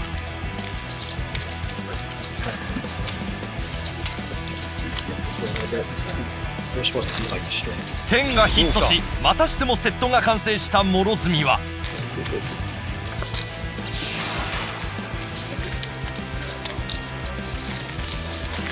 すると向かいのおばさんが5000点のレイズ。これに相手3人がフォールド。諸角は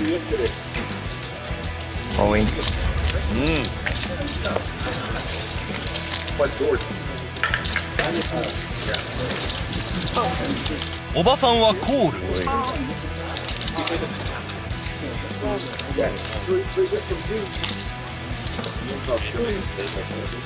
諸角圧倒的有利な勝率。ターンはジャックで相手にストレートドローが。リバーはやめて、やだよ。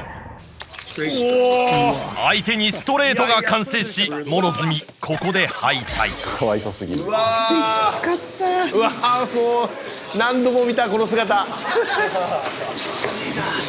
れもうやべおなじみ。いや、いろいろありすぎですよあれ。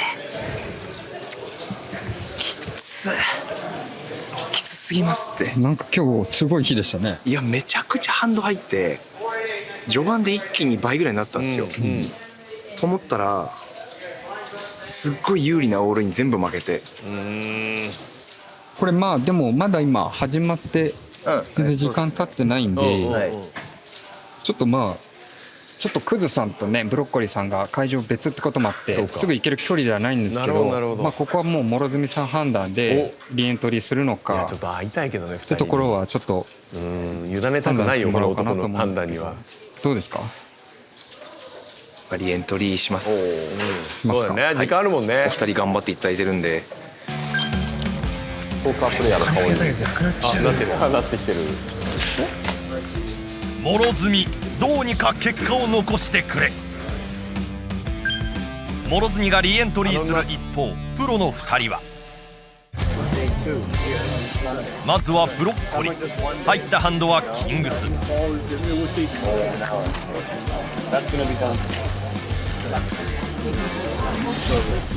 ブロッコリーは50ドルの3ベット。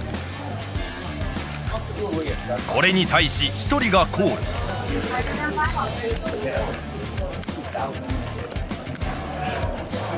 フロップは6、6、4でキングより上のカードは落ちず、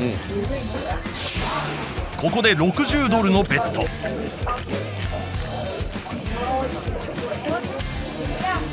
相手はコールしターンへ。ターンはクラブの7。ここで相手が115ドルのベット。ブロッコリーコール。リバーはスペードの10。フラッシュも想定されるボードで相手はチェック。ブロッコリーのオールインに相手はコール。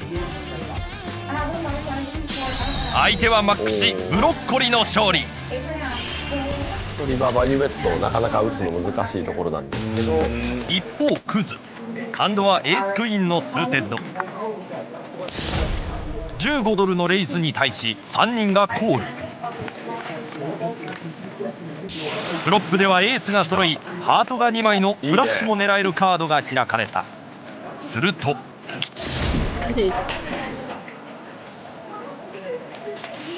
クズのベットに対し相手は70ドルのレイズ。クズは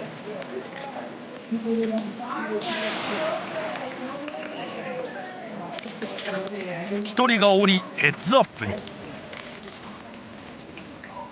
ターンが開かれると相手が75ドルのベット。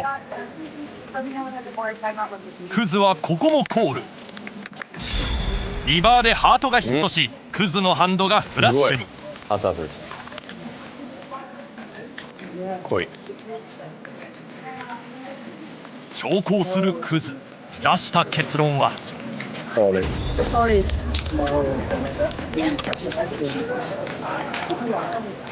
クズのオールインに対して相手は悩みに入る、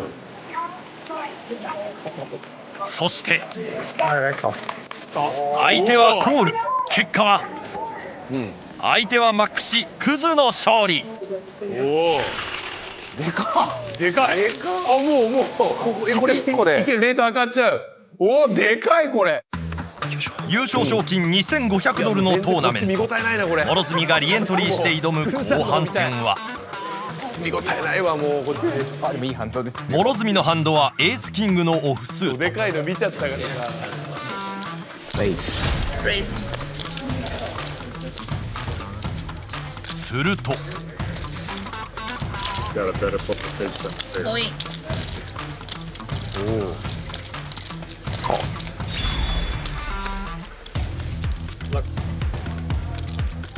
相手のカードもエースキング。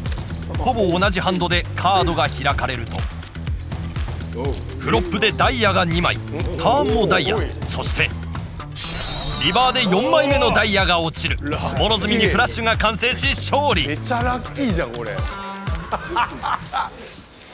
疲れ様です。お疲れ様です。ファーストブレイクです。でもただリエントリーしてますけども順調です。コツコツとやってます。今んとこ僕だけ足引っ張ってる形なんで。そうだよ本当に。まずはインマネ。そうだね本当に、まずはインマネだ。して、はい。お二人にもプレッシャー与えられるぐらいなね。が勝ちたいですね。はい。で鼓舞し合って大金持って帰りたいです。本当そうよ。本当そう。もう3人がねうまく刺激をねお願いします。与えながら。ブレイク明けの86ハンド目。諸角のハンドは9-8のオフスート。フロップで相手がオールイン。9がヒットしており、なおかつフラッシュも見える諸角。このオールインに対してどうすべきか。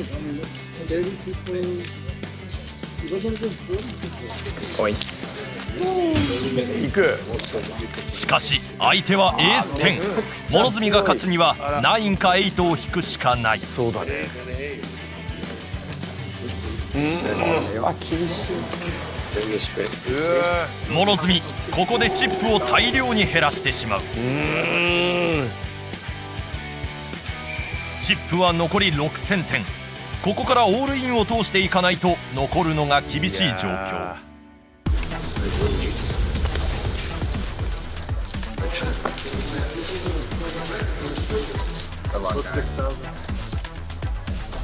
だいぶ厳しいです。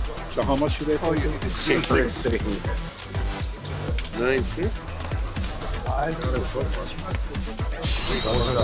3のワンペアで勝利。ギリだな本当に。笑われてんじゃんもうみんなに。次のハンドでもオンに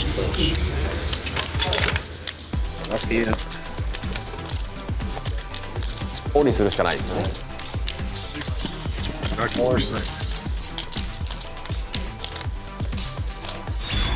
フロップで諸角にキングが刺さる。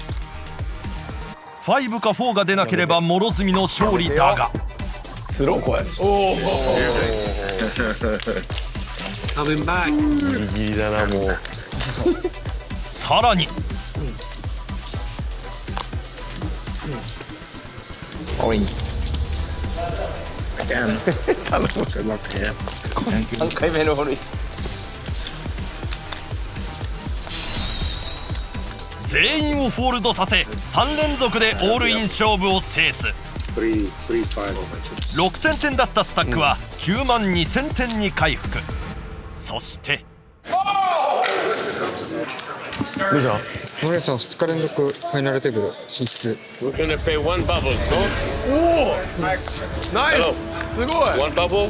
ギリギリやりました。ファイナルテーブルです。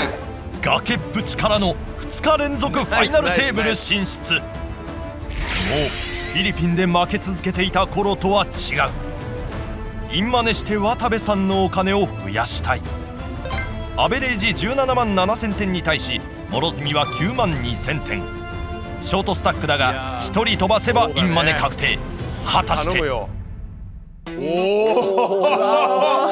おいおい、第3話めちゃめちゃ面白いじゃん前半。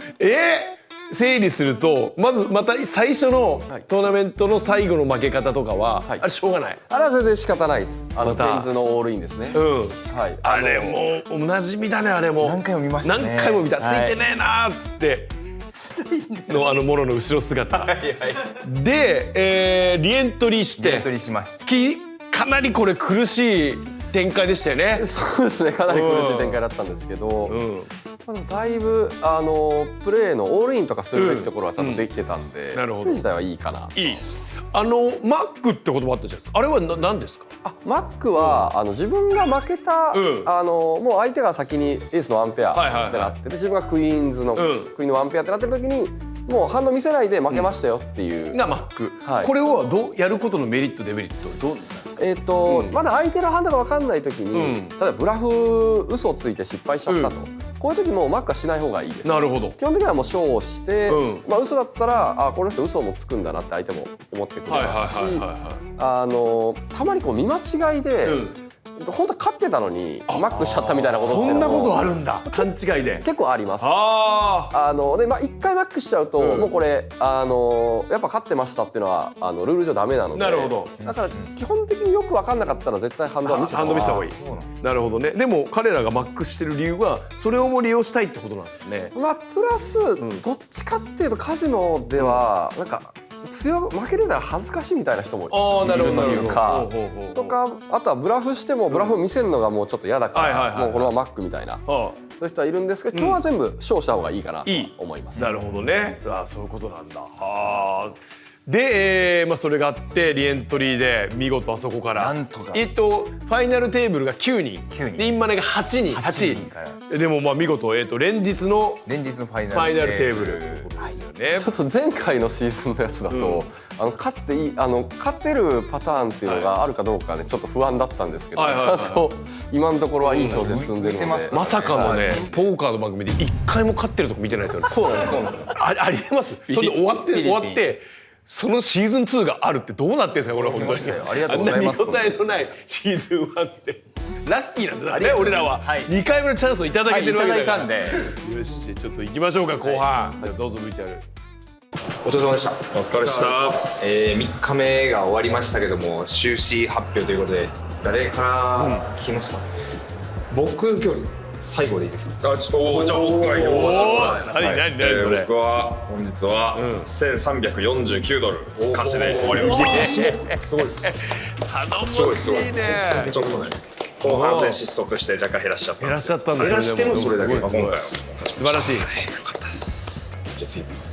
今日めちゃくちゃ上振れまくって$3740勝ち。嘘でしょ。だいぶ出てますね。絶好調だねこれ。素晴らしい。そうですね。もうなんかとりあえずやっぱいい場面でめっちゃドローも引けるし、ブラフも決まるしって感じだったんで。素晴らしい。ウハウハです。ウハウハです。さあ、じゃあ僕トーナメント出まして、はい。インマネしました。よっしゃ。すげえ嬉しそう2人とも。ありがとうございます。インマネしました。はい。実は諸角スタックが少ないながらもなんとか耐えギリギリ8位でインマネしていたのだ。8位か。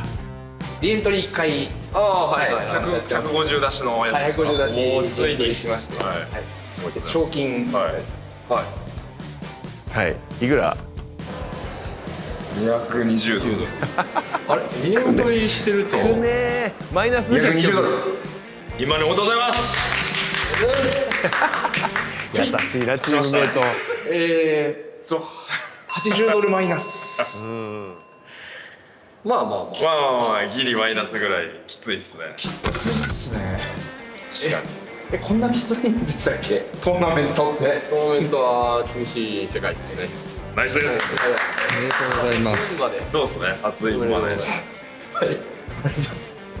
違う勝ちすぎですって。勝ちすぎです。いやまあでも$1300も十分勝ってます。まあいやすごいです。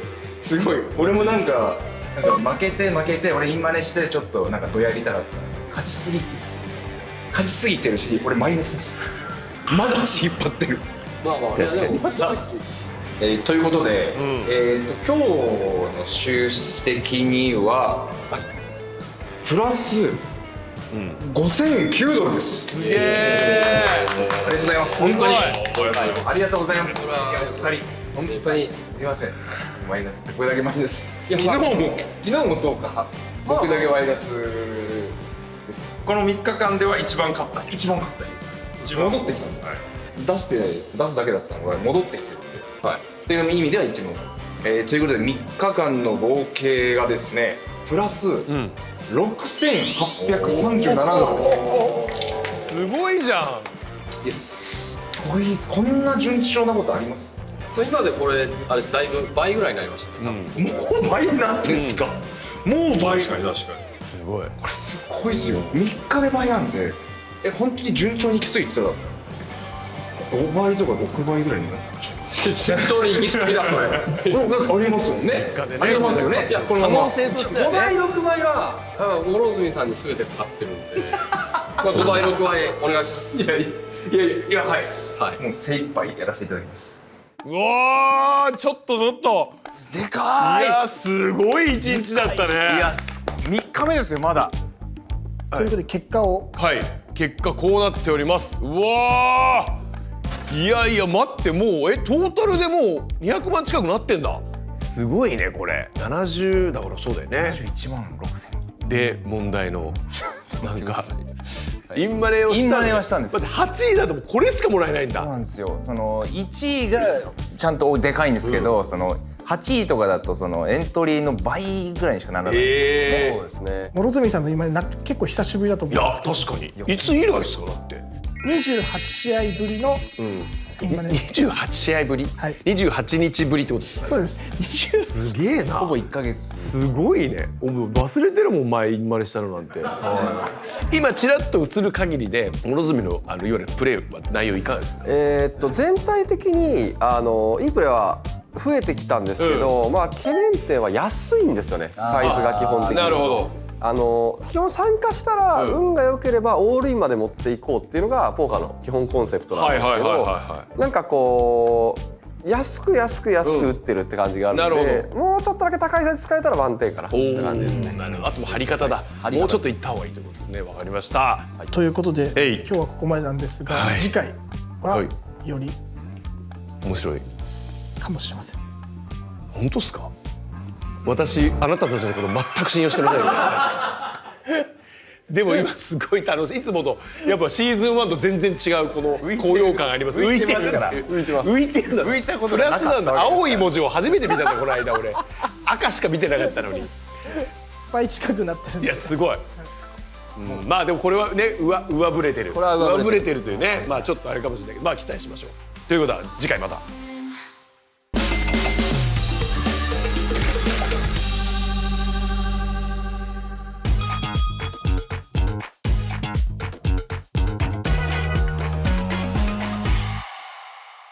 お疲れ様です。お疲れ様です。今日もハンドの振り返りよろしくお願いします。はい、します。トーナメントの1500アンティ1500の場面でですね、ボタンで僕が56のスーツを持ってる状況で、今回相談するのはこちら。諸角のハンドは65のスーテッド。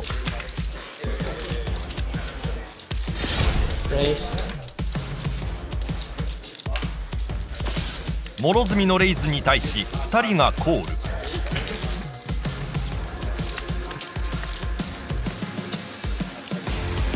諸角フロップでフラッシュドローに。相手2人はチェックで回す。すると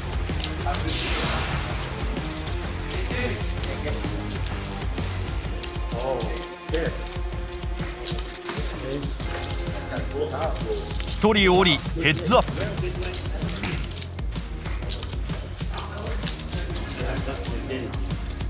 ターンはダイヤの6。相手はチェック。ここで諸角は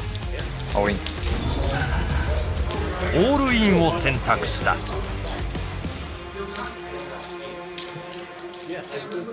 ここでのオールインって相手から見たらそのフラドロに見えすぎるのかなと思いまして。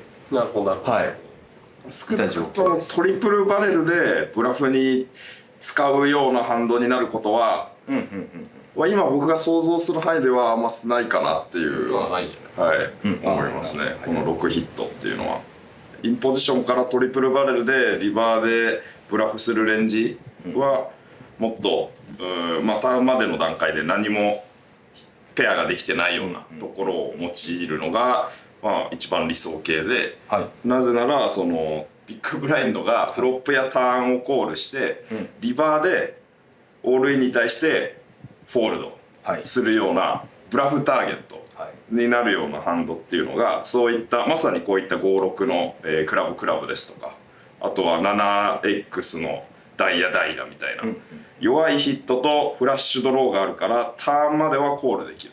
だけどリバーでオールインされたらちょっと役不足だからコールできないみたいなところっていうのを自分自身で抑えちゃってるっていう意味でブラフする上ではあまり良くないし、もっと弱いハンド群っていうのがリバーの段階でたくさんハイカード系とかが残りうるので、そこら辺をブラフのメンバーに使って組み込んでいくようなイメージでこうブラフレンジトリプルバレルのブラフレンジっていうのは構成するのが良さそうだなみたいな。例えばキング 9X とか 8X とか、キングクイーンとかわかんないですけど 4-5 のターンでオープンエンドついたとことか、みたいなその他にいっぱいハイカードが想像つくようなスポットではそういったところを優先でブラフに使っていくっていうイメージですね。ターンのオールインに関してはちょっとどうですかね。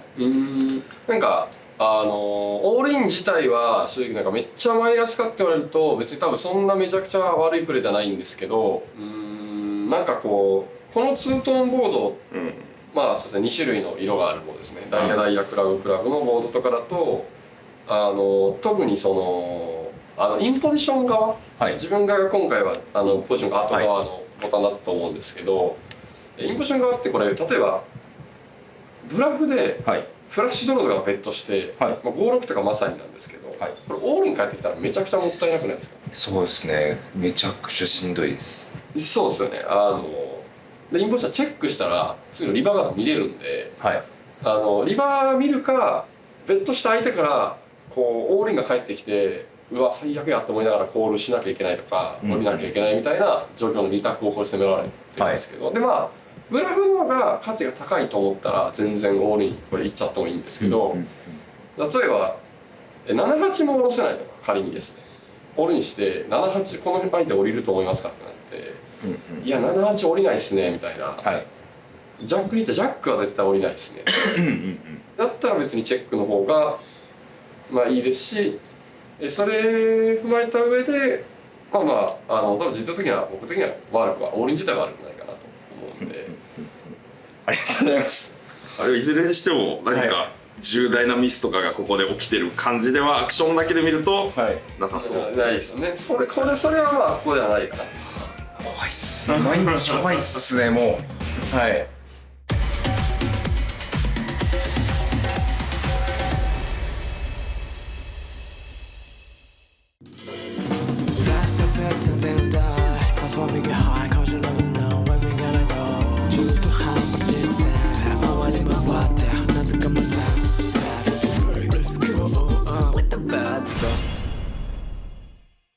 ワタベットインアメリカ。さあ、ワタベットインアメリカ今日第4話でございます。今日もワタベットのお金100万を使うワタベッツの皆さんです。よろしくお願いします。はい、よろしくお願いします。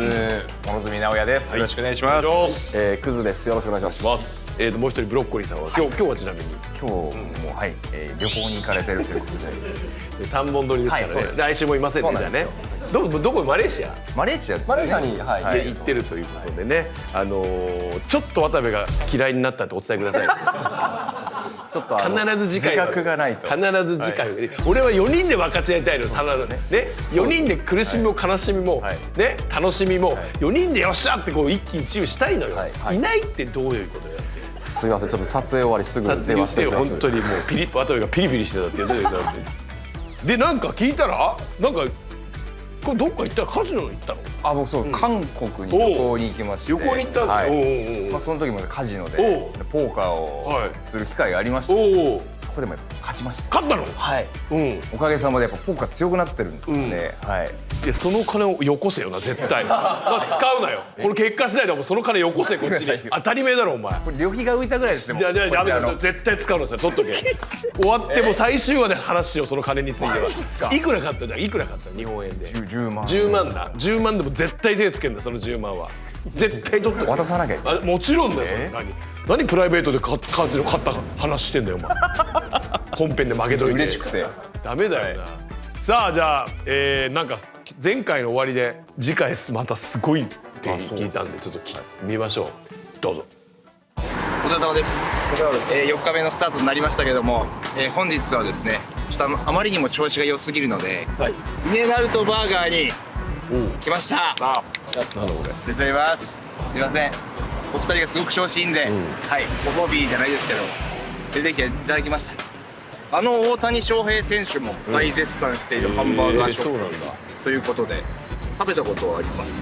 食べたことはあります。何度か。はい。あるんですか？美味しいですよ。はい。あ、僕だけですか？こんなテンション上がって。いや僕らは上がってますよ。大好きなんで。じゃあ行きましょうか。はい、お願いします。イネナウトバーガーはアメリカ南西部や中部で展開しているチェーンストア。食材のフレッシュさを最大の売りとしている人気のハンバーガー店である。めちゃくちゃ美味しいです。美味しいです。これ高い日本より。日本より高いですけど向こうでは安い。うまい。お二人のお金で食べるハンバーガーお味どうなんですか？嫌なこと聞くねディレクター。いいです。3人でのお金なんで3人でやってるお金。何はともあれ今日こそは活躍している姿を見せてもらいたい。その後一行はカジノ会場へ。4日目開幕。まずプロの2人はキャッシュゲームで勝利を目指す。頼みますよ。まずはこちらのリバーまでチェックで回ったハンド。クズには役がない状況だがブラフで$60のベット。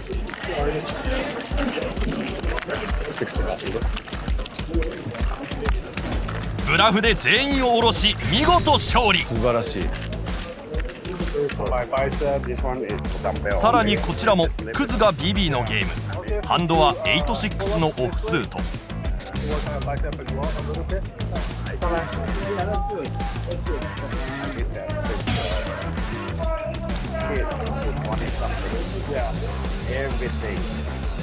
フロップが開かれクズは6の1ペア。さらにターンで2ペアが完成。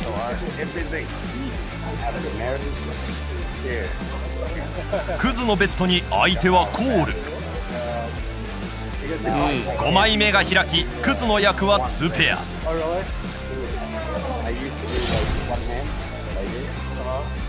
相手はコール。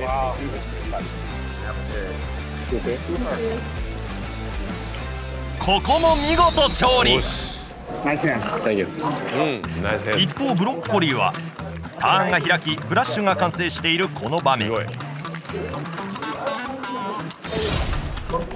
熱々です。熱いですね。来た。テーブルの人がもうおなじみの面々です。なるほど。最後のカードは3。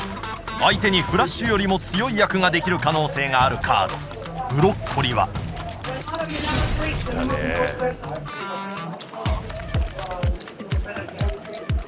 相手は悩んだ末コールを選択。勝てばおよそ20万円。結果は見事ブロッコリーの勝利。すごいでかい。お疲れ様です。今のところの収支は大体5時間ぐらいプレーをして大体$2500勝ちぐらいです。まだ全然今日一日をどんな感じで終わるかわかんないんであれですけど、とりあえず集中してやろうかなと思います。さらっと2500。頑張ってください。いい顔してるわ。お疲れ様です。お疲れ様です。今の収支一旦ちょっと聞かせてください。はい。36ドル負けです。何があったあれから。そうです。まだまだこれからまだ何があった。お時間ありますから。まあまた状況変わってると思うんで、ちょっと5-10行ってみようかなって思ってます。ここからは。はい。一方諸角は今日は出れるトーナメントがありませんので、こちらのチップを元手にキャッシュゲームをしていきたいと思います。インマネのお金ですあれ。インマネのお金。初のキャッシュゲームに挑む諸角。レートは2人よりも低い2-3。ひとまず100ドルを持って机に座る。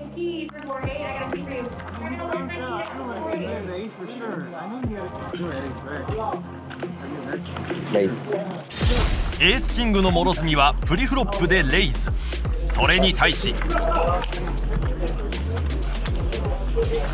2人のプレイヤーがコール。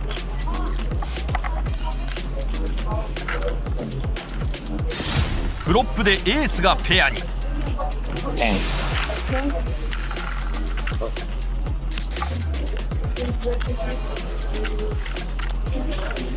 ょっと不安にはなります。さらにキングがヒットし、諸角はエースとキングの2ペアに。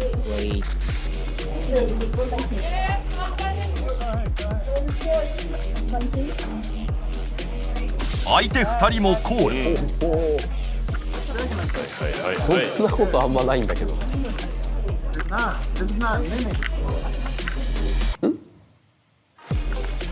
最後は全員チェックでショーダウン。相手がマックし、諸角の勝利。これは絶対にベットしないとダメですね。ベットしなきゃダメ。はい。なるほど。初挑戦のキャッシュゲーム。諸角はこの後4時間戦った。お疲れ様でした。お疲れ様です。さあ、4日目の収支報告です。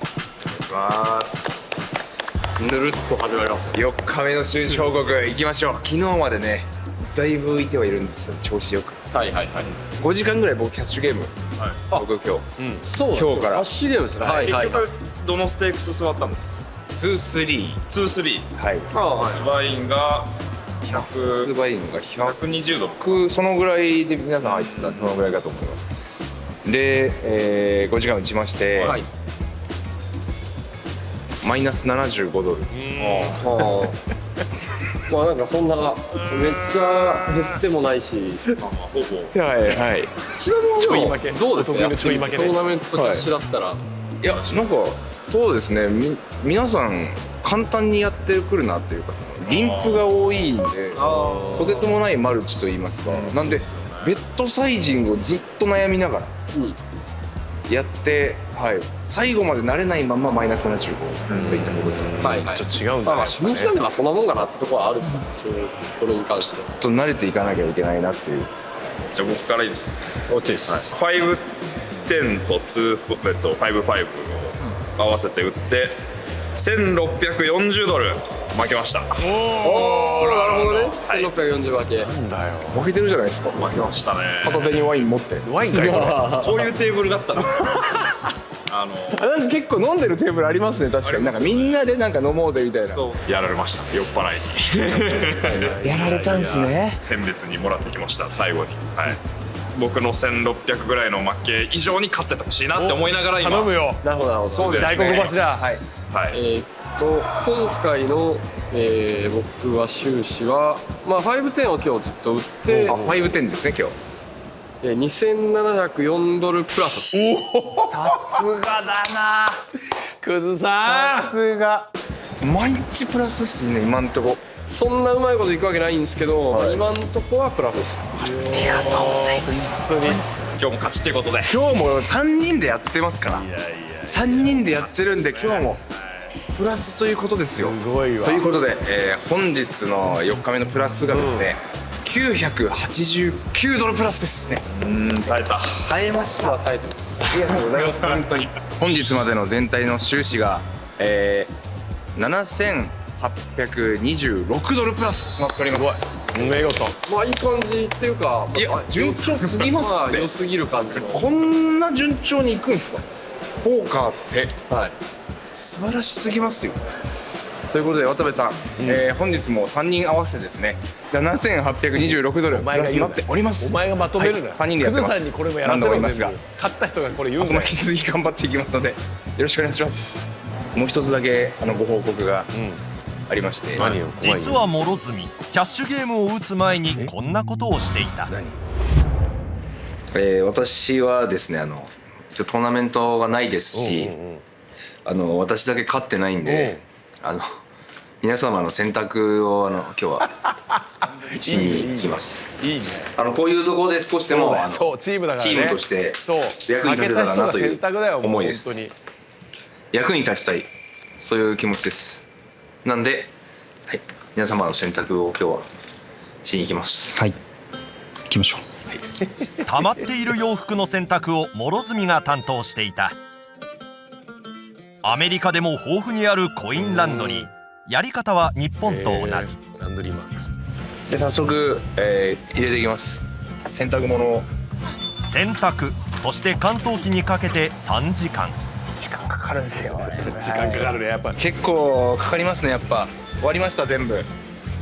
ブロッコリーさんのブロッコリーさんのシャツワイシャツがすごいことになってましたね。ブロッコリーさんのワイシャツ、もう一つだけご報告がありまして、ちょっとまずちょっとシワにはなっちゃって乾燥した上で、これサイズ感ってこれで合ってます？ちっちゃくなったあれちっちゃいなこれ。乾燥機がですね、結構な高温で縮んでやってて伸びたりするんですか？一応気持ち僕の中でこうやってやったんですけど、アメリカの洗濯の温度の高さ、これが悪いんじゃないのかなって思います。はい、だからこれどこも責められない。そうですね、はい、もう酔っててどうでもよくなっちゃう。全然怒ってないです全然気にしてないです。大丈夫です。やめてください。僕は洗濯に行って皆さんのやろうと頑張った結果、全然怒ってないです。これを変えるぐらい頑張ります。おっかねえな。頑張っていきましょう。おー、いやクズさん、はい、最高だよあんた。いやありがとうございます。よかった。勝つし収録は来てくれるし最高だよあんた。よかった。エースですもん。エースだね。なるほど。ブロッコリーさんがちょっとやられちゃった感じ。そうですね、まあでもレートも多分ちょっと上げてたと思うので、1600ドルはまあ全然仕方ないかなっていう、はい。でも改めてクズさんはこの日もまあ引き続きという感じですか？いい流れもあるしっていう。いやもういい流れですね本当に。こんなやっぱ、まあ4日だとかなり、まあ上振れと下振れがあったらもう一番、まあ 90% ぐらい上位。こういう時に気をつけることって何ですか？あれこれちょっといつもよりかなり運よく勝ってるなっていう時はなんか心構え的には。まあ2つあって、まあやっぱ1つはまあ結局実力でこれどうにもできないので、まああんまりそのなんか浮かれない。これ俺の実力じゃないよと。はい。っていうのと。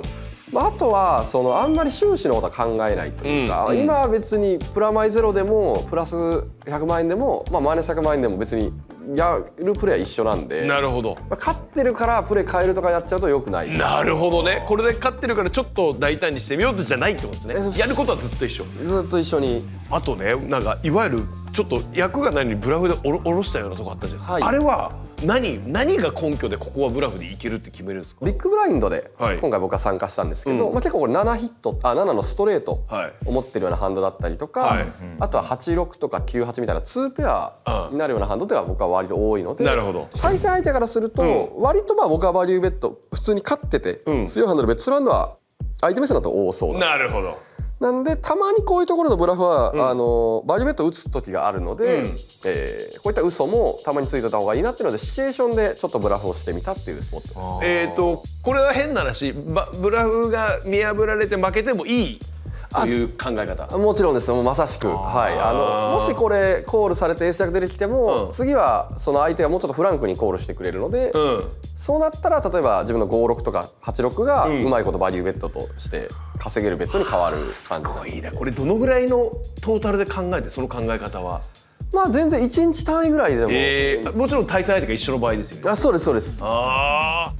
つまり相手がこう見るだろうなの流れを掴んでるってことですかね。そうですね。ああなるほどね。はい。はあはあはあ。でここが仮にブランがバレても次に生かせるということね。そうですね。これでこの感覚諸角はどのぐらいかかりますか、そういうのつかめるのに。いやーなんか多分性格的に結構固めなんですよね。そうだよね。かもしれないですね。結構フランクにこれとかも絶対この嘘というかが成功しようと思うとそれは無理なんですよね。なるほど。その相手の波動見えないので分かんないんですけど、まあ例えばその2回に1回ぐらいは結構うまくいくんじゃないかなとか、そういうフランクな感じでプレーをある程度しなきゃいけないところが必要です。ちなみにこういう時どんな顔してるんですか、クズさん表情的には。まあもう済ましてますね、こんな感じ。本当に何にも変わらない。何にも変わんないですよ。見てましたけどククズさんの表情。これコツがあってボード見ます。あ、ボードを見る。対戦相手が考えてる時間は結構相手のことを見るんですけど、自分がそうですアクション考えてる時は何かしらこう見ると情報になったりするんで、基本的にはボードだけ見ながら考えているって感じですね。素人がやりがちな目線はどこに行っちゃうものなんですか。これの時にここに行きがちみたいなのあります？初心者がついついやってしまう癖というか。これ逆で、例えば嫌なカードが落ちた時とかって、一般の人ってあんまリアクションしないんですね。やっぱ嫌なカード落ちたの悟られたくないので、本当に最初の方はちょっと嫌なリアクションするやつの方が嬉しいこととか逆が多いです。浅はかですね。初心者は逆が多い。可愛いな。なるほど。やっぱりお金かかってるんでみんな真剣じゃないですか。もちろんもちろん。だから意外とどんな人でも嫌なカード落ちた時結構ちょっと我慢するんですよ。なるほど。むしろこう打ってほしい時とかに人間ってやっぱうわみたいな顔する時はこれはなんかやばそうだなと。なるほどなるほど。それボールはじゃあ気をつけなきゃいけないってことね。やってる可能性あるね。ありますよね。自然と。わかりました。ということでモロは結局トーナメントがこの辺なくてキャッシュゲームということで、なんかどう改めて違いっていうのは。そうです。そのサイジングが難しいというか、もうこれが現金なんでどのぐらいいっていいのかわからない。僕の中で結構大きめにこうやってたつもりだったんですけど、それでもこうビビっちゃったというか、乗せなかった。でチェックしちゃったと。ここの大きさとこれ負けたらこれなくなっちゃうっていうこの怖さとビビりが最後チェックでしちゃったと。もう冷静なクズさんが VTR みたいな「ん?」って言いましたからね。やっぱここは違う。もう明らかに乗せなきゃいけない。はい。これはもう喜んでオールインするところ。なるほどね。ございました。で5日目も行くんですよね。はい。今回はちょっと4日目が先ほど終わって2本2日分を見るので5日目の前半戦。前半戦どう？なんだ変な切り方しますね。理由があるんでしょうね。きっとそれはもうちょっと言えない理由がちょっと。前半戦見る5日目の、なんかこれあったら動きがきっと。じゃあ見ましょう。5日目の前半戦です。どうぞ。現状ですね、絶好調というところでですね、おかげさまで、おかげさまで本当におかげさまでおんぶに抱っこになっちゃったんですけど、今は上振れてるだけなんで。言うてだってブロッコリーさんまだ浮いてます。ちょい下回ってくらいじゃないですか。あれ下回りました。虚無感ですね。本当におんぶに虚無感。4日間かけて、4日間かけてこうって戻りましたからね。いや浮いてましたもんね、だいぶ。2日目3日目で。次上がる順番だからね。そうですね。まあチーム的にはもう勝ってる。チーム的には勝ってる。僕は今前日マイナスになってる。はい。ごめんなさい。期待しちゃう。どっちもね。欲しいね。プラスになるように頑張っていきましょう。はい。よろしくお願いします。お願いします。この日も諸角が参加できるトーナメントはなく、3人はキャッシュゲームに参加することに。まずはクズ。入ったハンドはエースクイーン。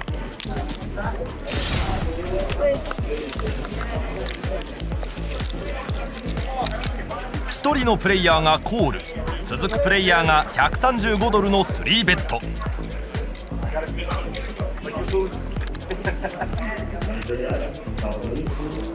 クズはそれに対し約 2.5 倍の4ベット。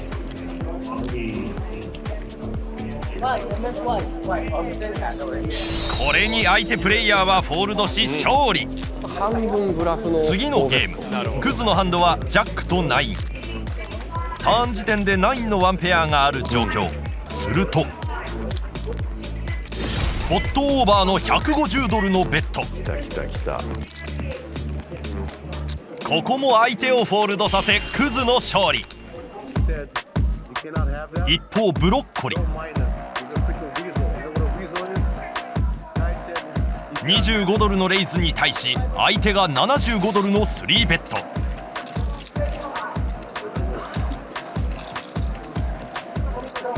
ここはコール。フロップでフラッシュドローに。175?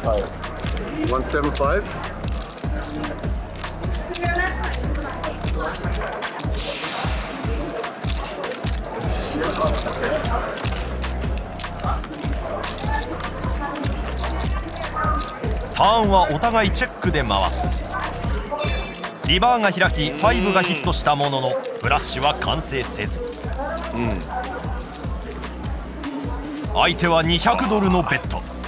これに対しブロッコリーはオールイン。渋いですね。渋いブラフオールイン。相手がフォールドし見事ブロッコリーの勝利。これはすごい判断。すげえかっこいい。そして諸角もチームに貢献するために黙々と戦っていた。ちゃんが勝たないと。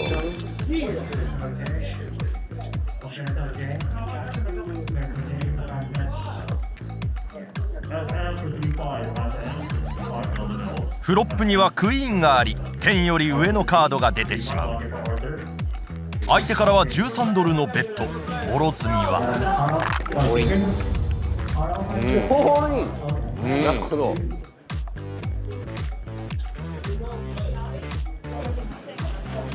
相手はフォールド。諸角も検討していく。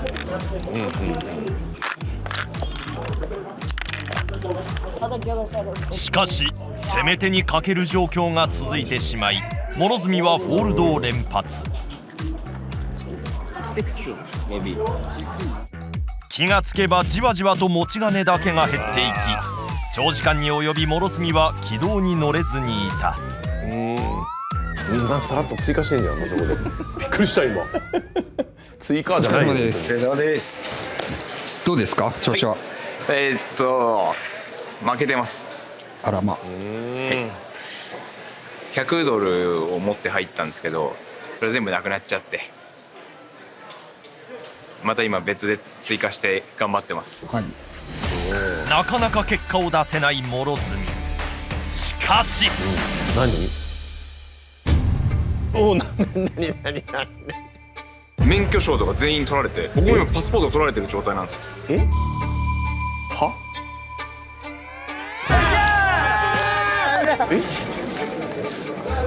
なんかよくわかんないですけどめちゃくちゃあるやん。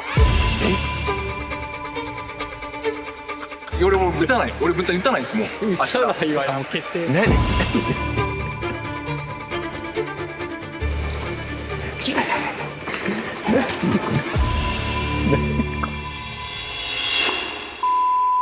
もらいました。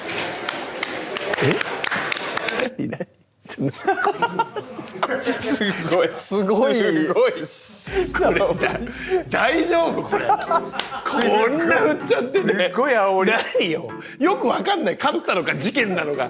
なんか煽りにいろいろ入れすぎなのよこれ。なんかこれ大丈夫これ。これいろんなものいろんな可能性を含まんよくわかんないよね。これちょっとね一応これは言わなくていいんだけど次見たらこの今の煽りが納得するものになってるちゃんとおわってなる。でも納得するものにはなってる。とにかく YouTube で分かんないけどとんでもないこと起きた。とんでもないことが起きます。これはちょっと待ってこれポーカー聞いていいの？ポーカーのことポーカーじゃないこと聞いていいのこれ？ポーカーではあります。ポーカーのことこれはクズさんポーカー歴長いけど、どうですか過去振り返ってこんなことあったんですか？いやー僕はないです。ない？僕はないです。はあ。もろも当然僕もキャッシュゲーム自体が2日目とか。そうだよねキャッシュゲーム、そうか。ちなみにブロッコリーもないです。ない。はあなんだすごいな。なんでこの終わり方。めちゃくちゃ逆に不安だわ。大丈夫これ次回。とにかくこのポーカーにおけるとんでもないレアなことが起きたということですかね。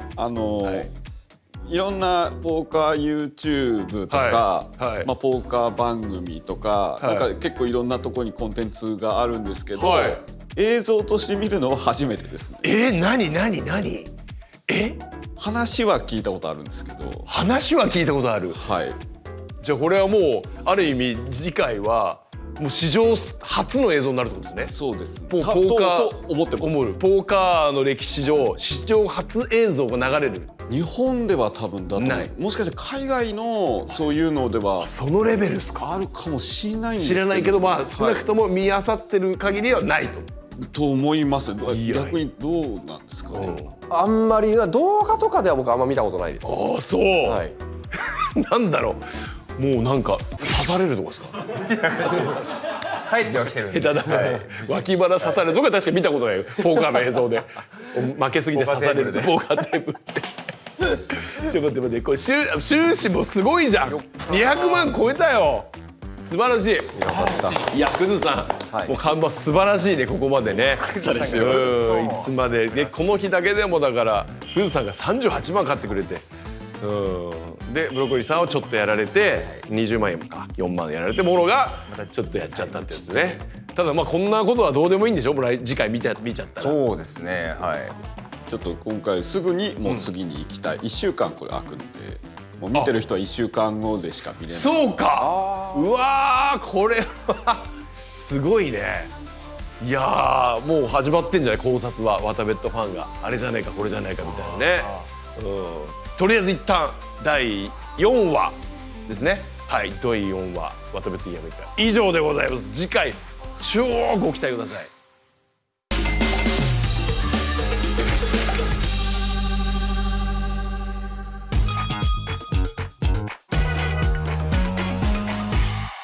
お疲れ様です。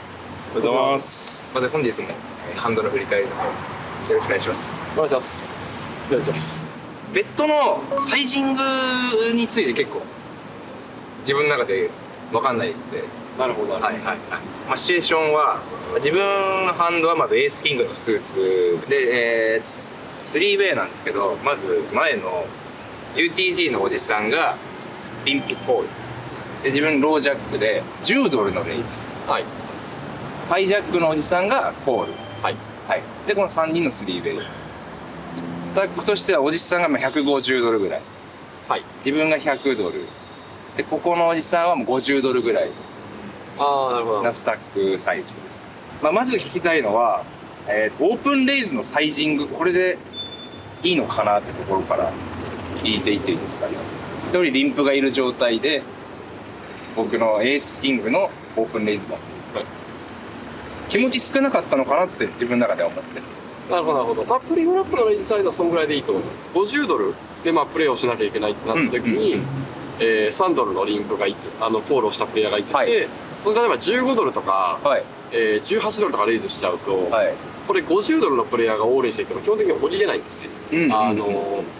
いわゆるコミットっていうものなんですけど、例えばその50ドルの人がエーシズでしかオールインしないんだったら降りてもいいんですけど、まあエースクイーンとか、まあ、ロックポケとかでオールインすることもあると思うので、何でもコールするよって状態のはなるべく避けたいので、まあ、大体、まあ、エフェクティブスタックの3分の1以上のレイズをしないって覚えてください。まあ、50ドルの人がいたら17ドル以上のレイズは基本的にあんましないっていう感じで考えると、まあ 10BB とか 11BB ぐらいでいいんじゃないかなと思います。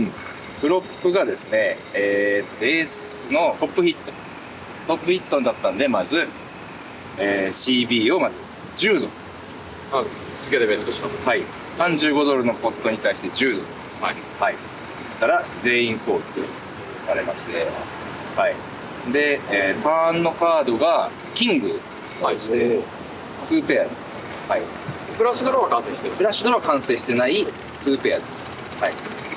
なんで、ここで65ドルのポットに対して、まあ25ドル打ちました。みんなコールされたん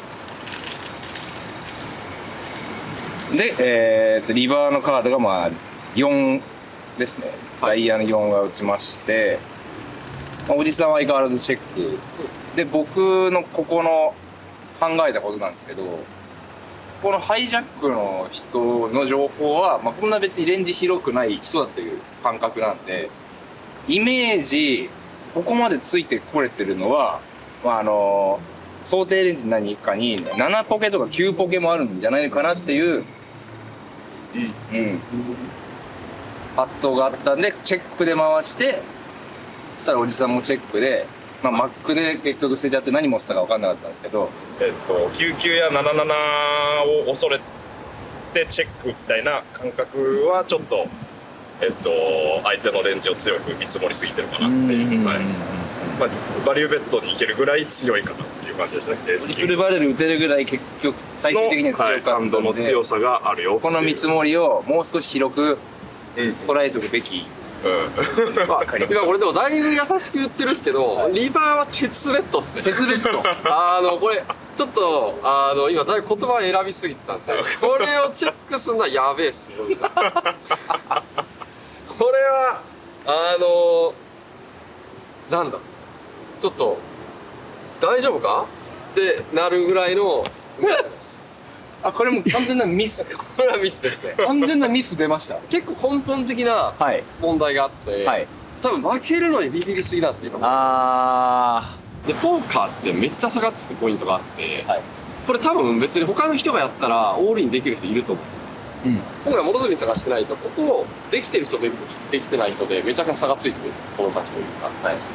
だから相手が簡単にできて自分ができないところがあると、結構ポーカーってバコッと負けるポイントができるんで、それはでもどうやって直したらいいかわかんないですよ。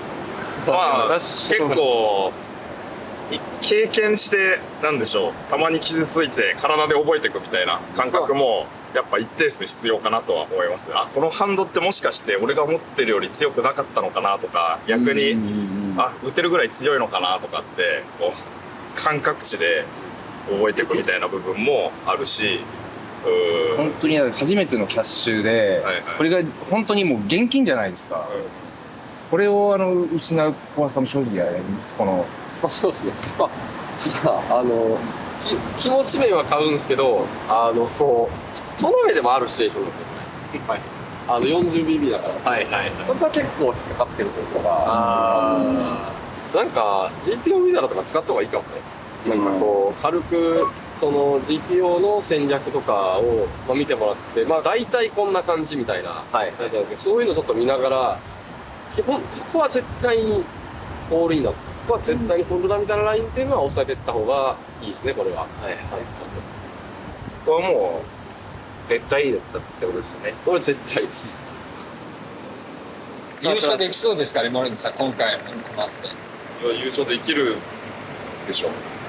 いや、してほしい。できるポテンシャル持ってると。そう言ってます。なんでじゃあ少しでもその確率上げるために GTO をいくからやりましょうか。マジっすか。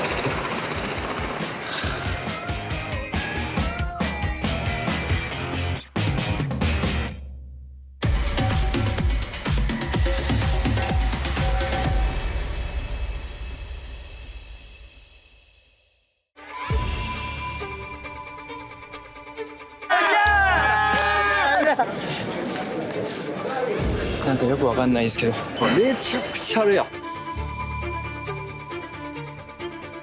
免許証とか全員取られて、僕も今パスポート取られてる状態なんですよ。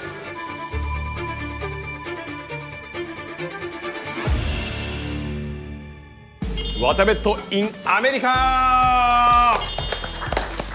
さあ、第5話でございます、とんでもないことが今回起きると。もうポーカー映像でこんなの見たことない、そしてプロ2人も経験したことがないことが起こるということで、今回もう初めて台本もいつもざっくり概要の台本もらうんですよ。それすらももう見ないでくれ、見ないでくれた、そこもう何にもなく、だから本当にそういうことですよね。終わりました。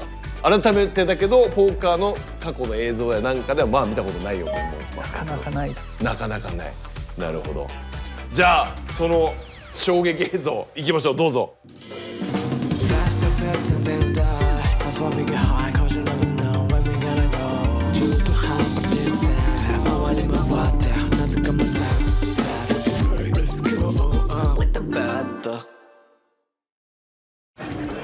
この日諸角、クズ、ブロッコリの3人はキャッシュゲームに参加していた。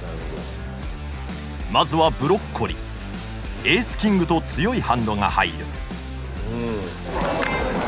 相手からのレイズに対しブロッコリーは105ドルの3ベット。2人がコールしフロップへ。開いたカードはクイーン、ジャック、9。ブロッコリーストレートドロー。ターンにクラブが落ちフラッシュも見えてきた。い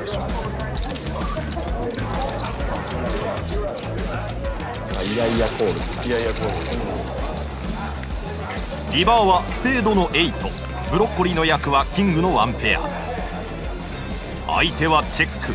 ブロッコリーは900ドルのオールイン。相手はフォールドでブロッコリーの勝利。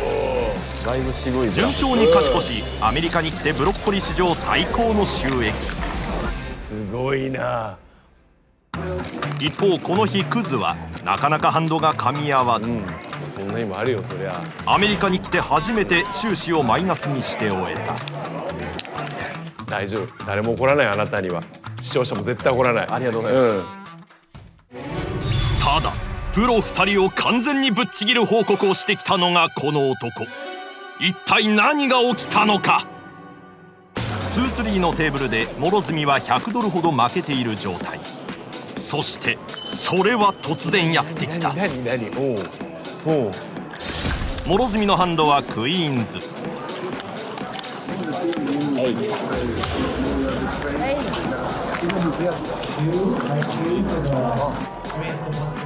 諸角にとってあまり良くないフロップ。相手がエース持ちの場合は厳しい。ここは6ドルのベットを選択。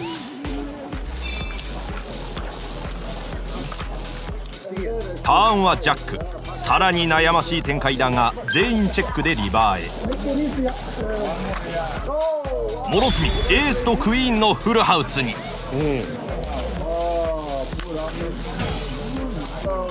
相手の少なめなベットを確認した諸角の選択は100ドルのオールイン。ここで勝てば今日の負けを取り返せる。相手のハンドは一体果たして相手はエースのクワッズで諸角完敗。それにしても異常な盛り上がり。このテーブル全員が立ち上がり大歓声。諸角はまだ状況をつかめていない。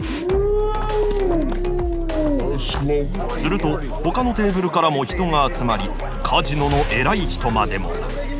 ただごとではなさそうだが一体何が起きているのか。なんかよくわかんないですけどお金もらえるみたいです、混乱の中一度スタッフと合流することに。あんまルール分かってないんですけど、僕がフルハウスでオールインしたら相手がクワッツだったんですよ。そしたらなんかみんな「わあお前ナイスだ!」っつって俺なんかめちゃくちゃ褒められて。負けてるじゃん。負けてるよね。なんでなんかみんなお金もらえるみたいな、テーブルにいる人で今みんな免許証とか全員取られて、僕も今パスポート取られてる状態なんですよ。全然ルールが分かんない。そこのルール分かんないです。キャッシュでトーナメントでこんなことなかったんで。状況をつかめないまま諸角はカジノのスタッフに誘導されるがままに小部屋へと姿を消した。何ど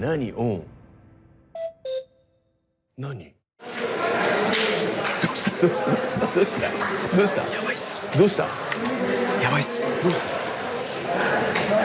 これマジやばいやばいっすよ。どうしたんですか。いや俺さっきなんか言ったじゃないですか。なんかちっちゃい部屋連れてかれてなんかサイン書かされて。小さいそれはなんか現金をもらうみたいなことですか。そうです。いくらもらったんですか。約1万ドル。約140万円を獲得して帰ってきたのだ。一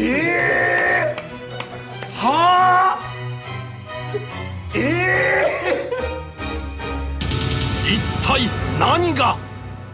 バットビートジャックポットをになったんですよ。バッドビートジャックポットとは非常に強い手で負けるというめったに起こらない状況が起きた時に支払われる賞金制度。テーブルにいた全員が賞金を獲得できるが、敗者の諸角に最も大きな賞金が贈られる。こちらの条件を全てクリアした時にのみ自動的に発生するこのイベント。プレイヤーたちの興奮はこの非常に稀なイベントに巻き込まれたからだったのである。すごいなこれ。やばいなこれ。何それ。やばい。マジだって。俺これいくら入るか分かんなかったんですけど、お前帰り道気をつけろよみたいなテーブルで。うわ。撃たれるからねみたいな。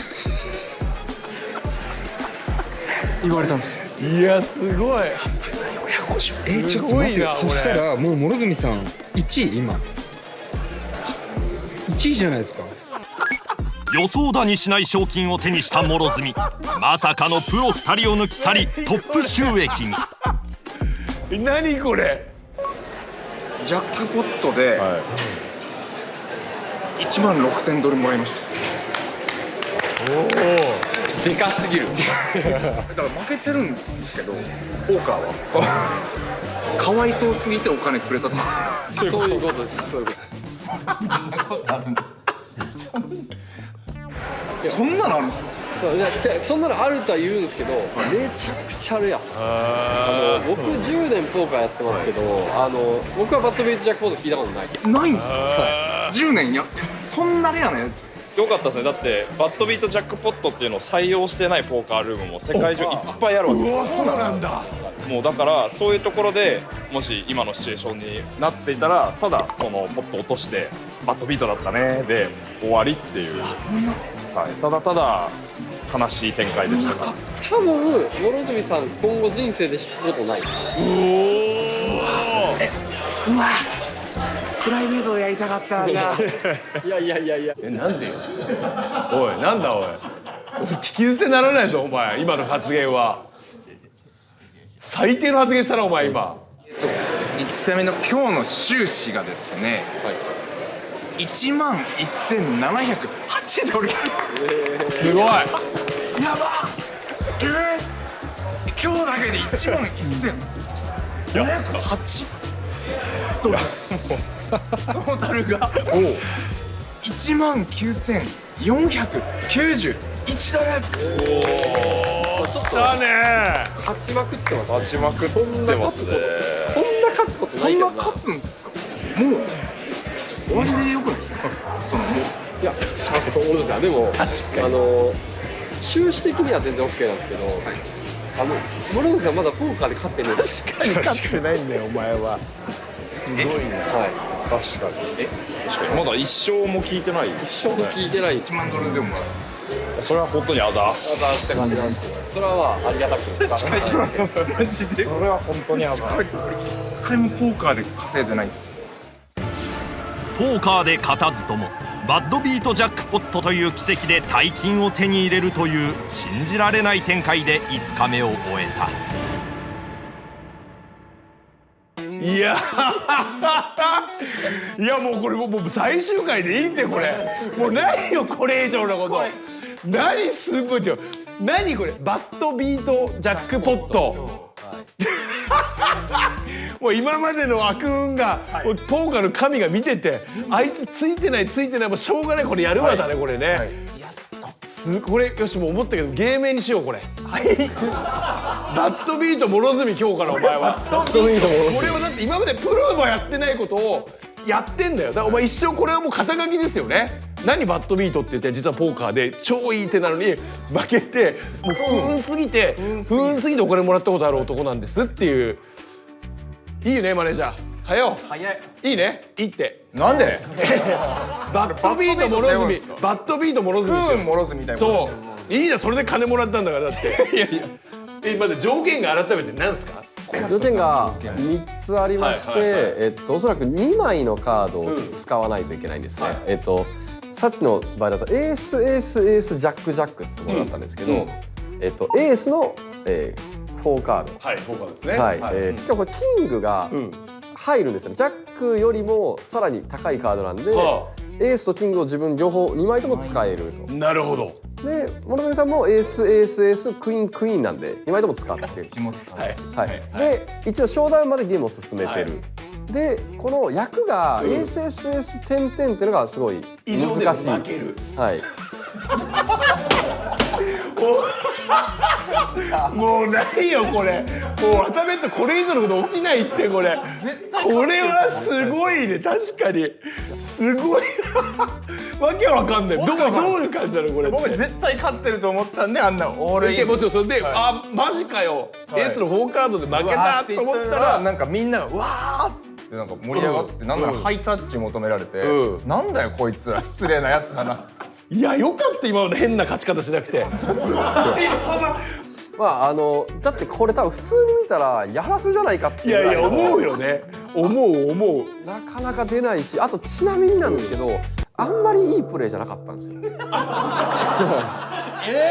何がいけなかったって今。何がいけないの？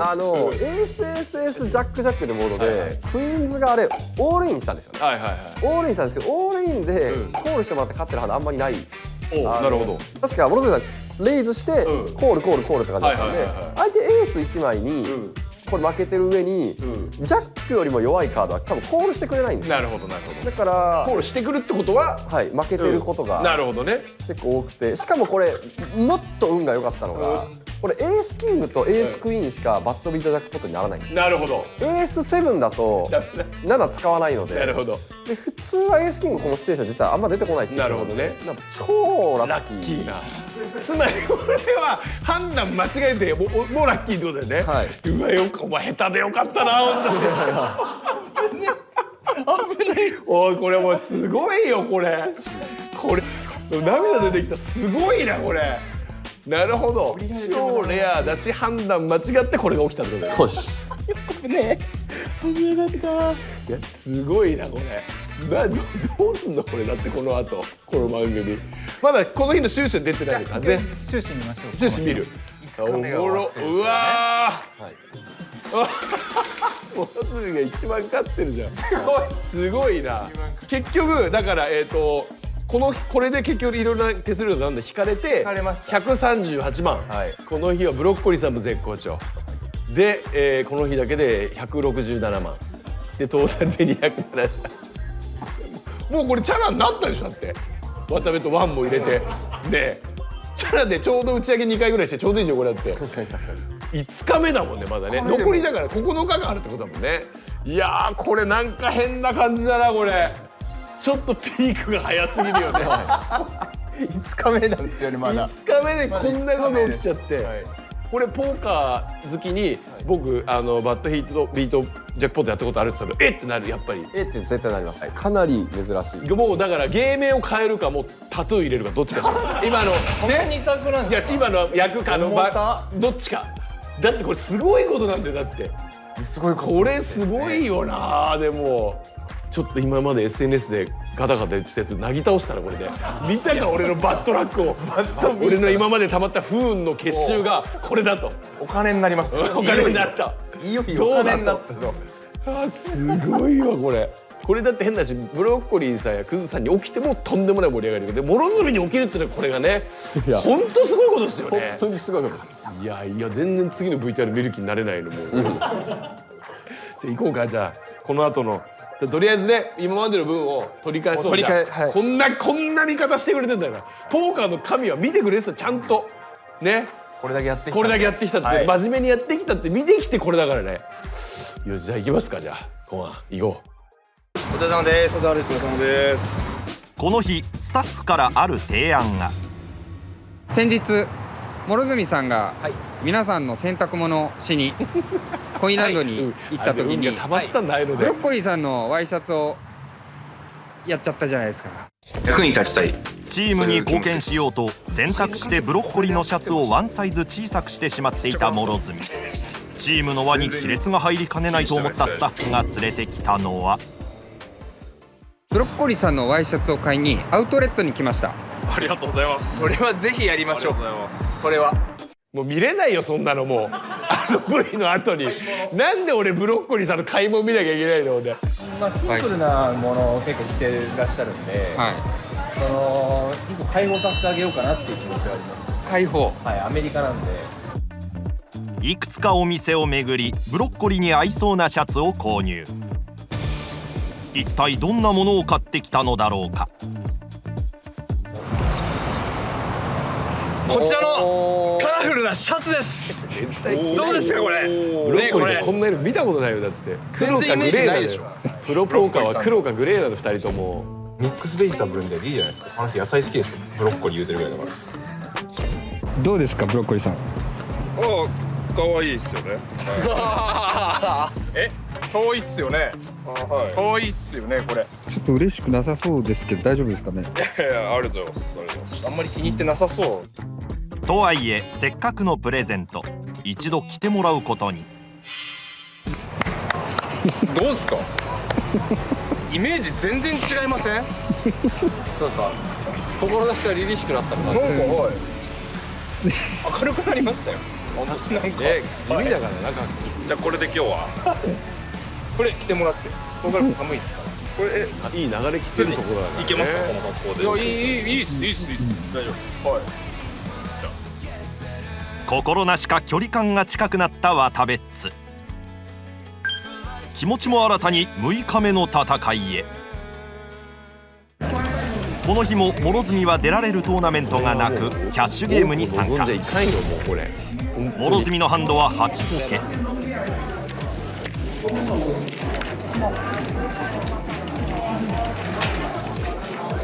プロップが開かれ相手がチェックで回す中、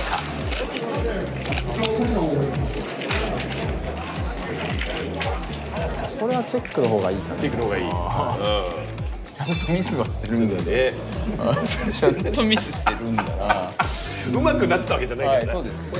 諸角はここでブラフ気味の20ドルベット。2人を下ろしてポットを獲得。おお、まあフロップのベッドよりは全然いいです。なるほどなるほど。今日こそはポーカーで勝って終わりたい諸角。この調子で進みたい。こちらは新しいシャツを着たブロッコリー。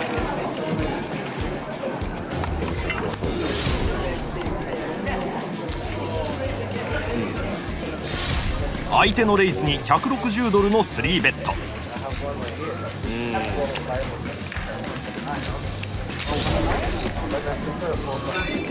相手が降りブロッコリーの勝利。なんか流れがあってってことですよねきっとね。続いてのハンドはエースクイーンオフ。これ引いてくるよな。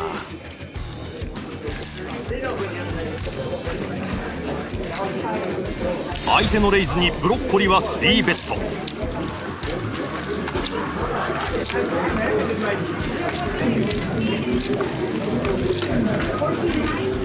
相手のチェックに対しブロッコリーは110ドルのベット。相手はどう出る。ホールドでブロッコリーの勝利。後半に差し掛かったクズは50ドルレイズで参加。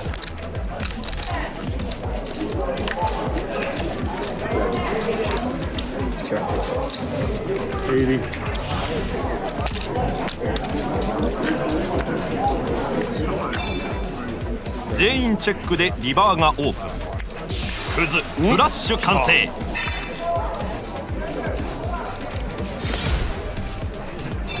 相手がホールドしクズの勝利。プレイ時間は3時間と短かったが収支の方は373ドル勝ちました。ちょい勝ちです。シャツがいいですからね。なんて言ったの。やっぱりシャツがいいですよね。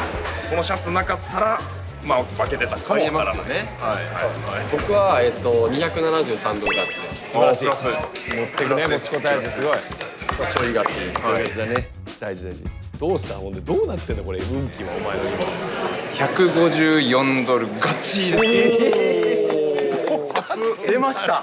3人プラス。初？ここへ来て。初か。ただ3人ちょい勝ち。初めて来ました。素晴らしい。すっごい嬉しい。結構記念すべき。3人ガチャ。換金嬉しい。あれこの気持ちね、この気持ち忘れたくないですね。バッドビートで闇が晴れたか、諸角少額とはいえ念願の勝利をつかめた。そして全体の収支は2291ドルです。2万乗りましたよ。いやそうですね。2万ドル勝ちついに来ましたね。調子良すぎます。結構調子いいとかよりはもっと調子いいですよね。だいぶ調子いいよね。もちろん。6日間で2万ドル浮いてる。キャッシュゲーム人生2日目でバッドビートジャックポットで1万ドルゲットして、で3日目のキャッシュゲームで人生初めての勝ち星。楽しくてしゃあないですよね。楽しいっすね。今日は3人みんなプラスで。キャッシュゲームも楽しい。奇跡も重なり、想定していたよりはるかに好成績の3人。ねぎらいの気持ちも込め、スタッフからあるサプライズが。やってきたのは有名レストランガイドでも紹介された歴史あるステーキハウス。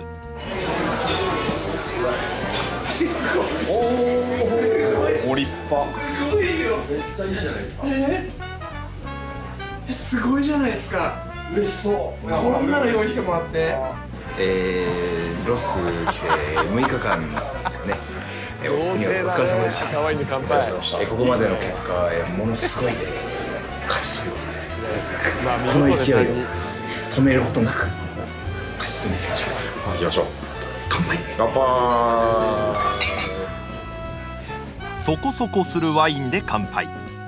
実は3人でお酒を飲むのはこの時が初めて。ここでもやはりポーカーの話題に。僕がじゃあ仮に今後海外行ってやるとするじゃないですか。そのじゃあ2泊3日しかないとか、短期間だけどその勝つための方法というかなんかあったりするんですか。まず場所選びじゃないですか。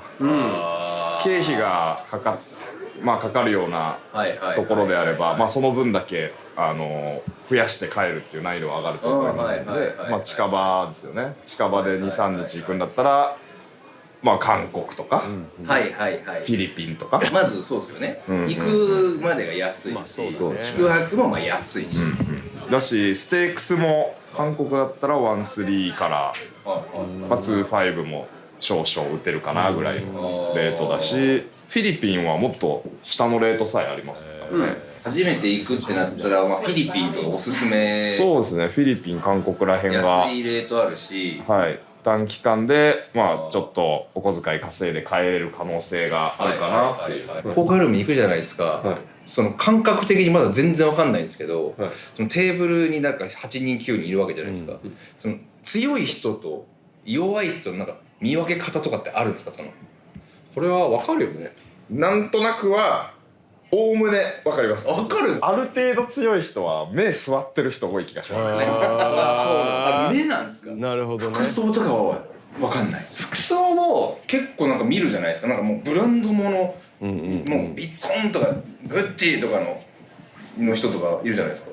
あの人とかはどうなんですか。いやそういう人もいるんですけど、パッとこう動いたりとかできるラフな長長時間打つんで、シンプルな格好でリュックサック椅子にかけてるやつは強い一定以上強い可能性。これ見てください。シンプルな格好でね、まさにリュックここにかけてるんです。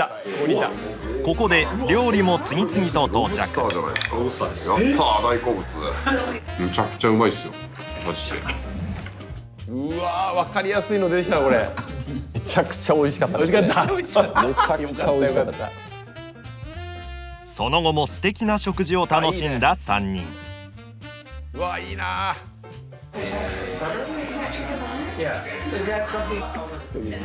ユンさんもういくら食ってもいいよ。専門にするその魅力というか的なことってなんかあるんですか。自由。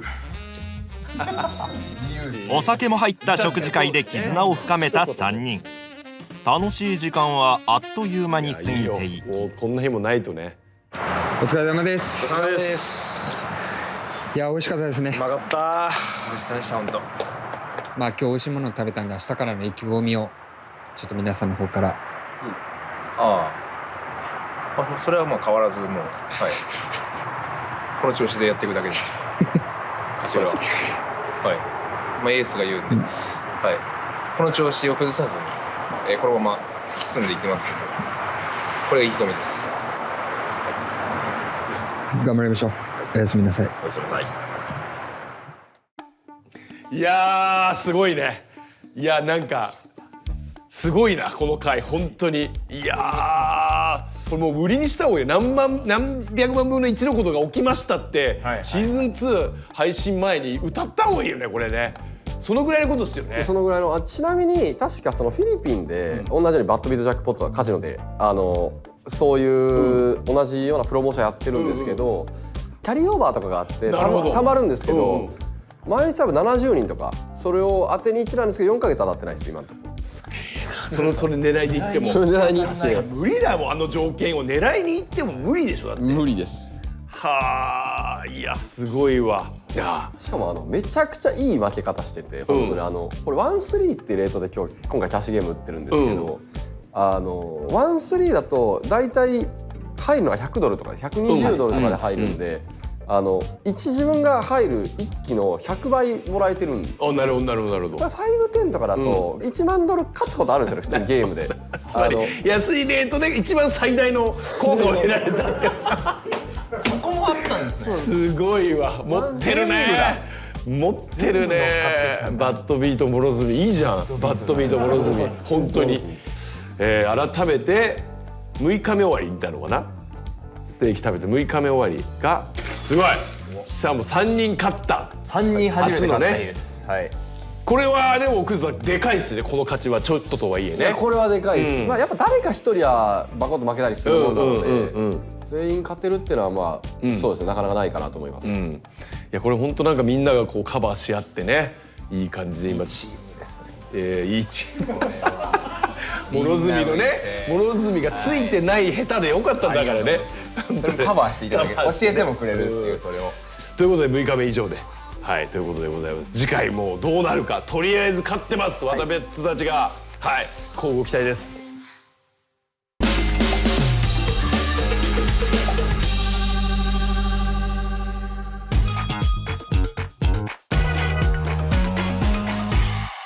お疲れ様です。お疲れ様です。本日も、ハンドレビューの方よろしくお願いします。はい、お願いします。本日なんですけども、はい、昨日生まれました、はい、バッドビートジャックポットのスポットをどういうシチュエーションだったのかなっていうのをそこをやってっていいですかね。はい、お願いします。すいません、よろしくお願いします。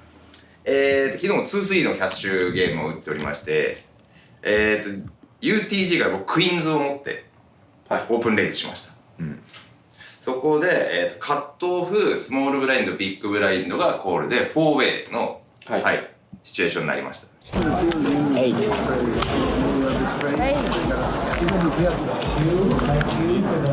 フロップのボードが、エース、ジャックの2トーン。はい、僕はですね、ジャックヒットとかフラドロに向けた、バリューベット。おお、なるほど、なるほど。3分の1ぐらい。小さめの、はい、バリューベット打ちましたところ、スモールブラインドとビッグブラインドはコール。なるほどなるほど。はい。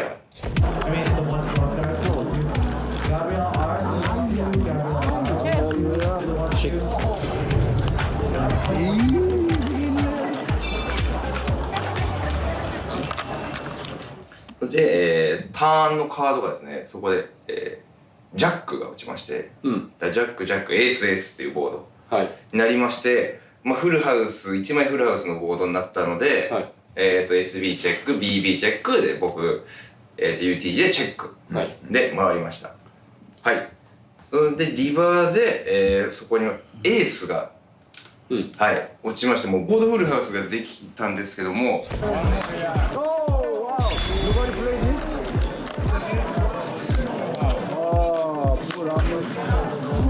僕は$100ですかね、はい、持ってたのオールイン押したところ、スモールブラインドだけ、同じぐらいですね、同じぐらい$100ぐらい持ってるスモールブラインドがコールでビッグブラインドはオリンというシチュエーションで開いてみたら、僕のフルハウスの上のクワッズを持っててエースキングだったんですよ、のクワッズが出て、バッドビートジャックポット、いやちょっと思ったよりも奇跡だったっすねこれは結構。確かにエースキキンングがグがそれなんか僕フォーベットポット最初はこのなんかジャックポット取ったってこう聞いた時はなんかもうレイズ3ベット4ベットでシチュエーションだったのかなと思ったんですけど今改めて聞くと良かったですねジャックポット。そうなんですよ。なんか3ベッドも飛んでこずに、なんか普通になんかこうスロープレーで進んでいったんで勝ってるなと思いながらずっとバリューを打ち続けていった感じ。なるほどなるほどなるほど。本当に良かったですね。いやこれ多分普通ちなみにそのパターンだと普通エースデュースとか出てくるパターンなんですよね。エースのそうか下の諸角さんバットビートジャックポットの存在も知らないまま打ってたわけじゃないですか。知らないまま打ってたんで、もし展開的にクワッツ側がオールイン先にしてきてありますよね。コールしてクワッツ見せられて負けてるって言ってマックしてたらもうそのまま何もなかったことになっちゃいますから全然僕見せないんでそのハンドとか結構オープンしないんでクワッツ回路多分捨ててましたよその。知らないですもんねジャックポットがある知らないんでよかったありがとうございますキャッシュがあってくれて本当に一生トーナメントがなかったんで僕が出れる一生当たらないことの方が多いですよね。てか俺当たるさ未来俺全く見ないんだよ今のところ。ちなみにリバーオールにする。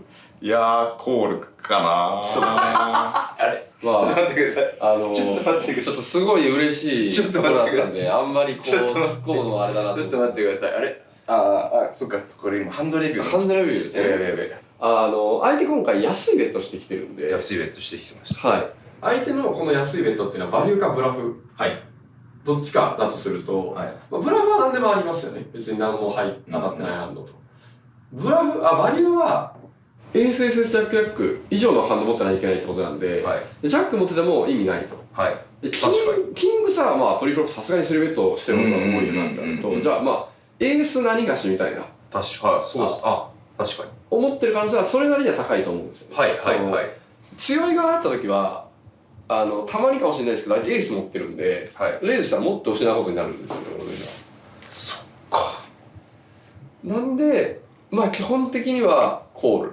確かにそうですそっか僕がまだ持っててですよね。まだスタックだいぶあってそれをまた返されたら全部を失ってみたいなことです。そうです。その可能性が高いんでコールだったら全然勝ってる可能性がコールでもバットビージャックポットになってるんで。なってるんですか。ただマックしてますよね。そうかなるほど。おそらくマックしてましたじゃあベストアクションなんですけどベストアクションっていうか握手を取ったからこそジャックポットに気づけて1万ドルぐらい降ってきたっていうよかったです間違えて本当によかった間違えてよかったなんか複雑だなちゃんと反省する点はあったんですねじゃあありましたね。ありがとうございますよかったです振り返られてじゃあもうキャッシュの僕がバットビートジャックポット知識を得ましたんで今後もそのシチュエーションが来るように狙っていきたいと思います正しいアクションでこれができるように狙っていきたいと思います本日はありがとうございました。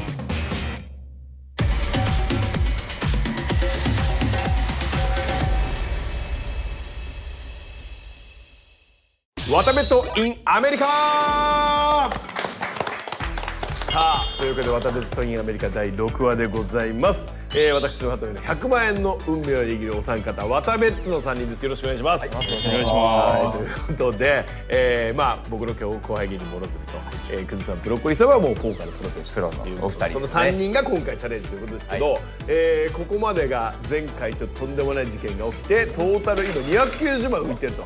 しかも一番諸角が勝ってますね。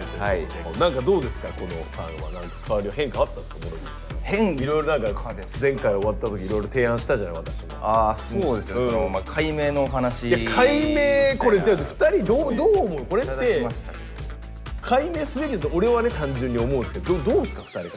まあ解明するべきだと思う。いやこれってほらなんか俺いつも思うけど、なんだプロ野球で言うとね、迷宮界に入った人より絶対少ないことしてるし、確実で言うと宇宙飛行士より少ないんじゃないかと俺は思ってるぐらい。いやすごいだから俺はもう見えてるのバッドビートボロズムの芸人人生が競艇場の営業とか呼ばれて、僕はいくついくつです、皆さんこれは絶対買っちゃダメですよ、僕が買いますからって言って僕と違うの買ってくださいみたいなギャンブル場の僕を真似すると僕絶対外すんでみたいなギャンブル場の営業が増えたりとかね、全部受け入れる、受け入れる、僕が受け入れるっていう。結婚式の営業に呼ばれてバッドビートボロズミですと。この夫婦はもう大丈夫です、なぜなら僕が今日ここにある風全部請け負って帰りますんでみたいので、俺は見えてんだよね仕事やそのね不運だからあいつ呼ばないんじゃなくて、あいつ呼んで役をあいつ全部なすりつけちまえみたいので、俺はねいけると思うんだけどね。すごい受け入れだいぶ見えてますね。見えてんだよ見えてんだよ。素敵ですね。思ったより思い描いてくれて。今じゃあ正式にちょっともう言おう。そうですね、もうじゃあもう、はい、バッドビートモロズミで行かせていただきます。はい。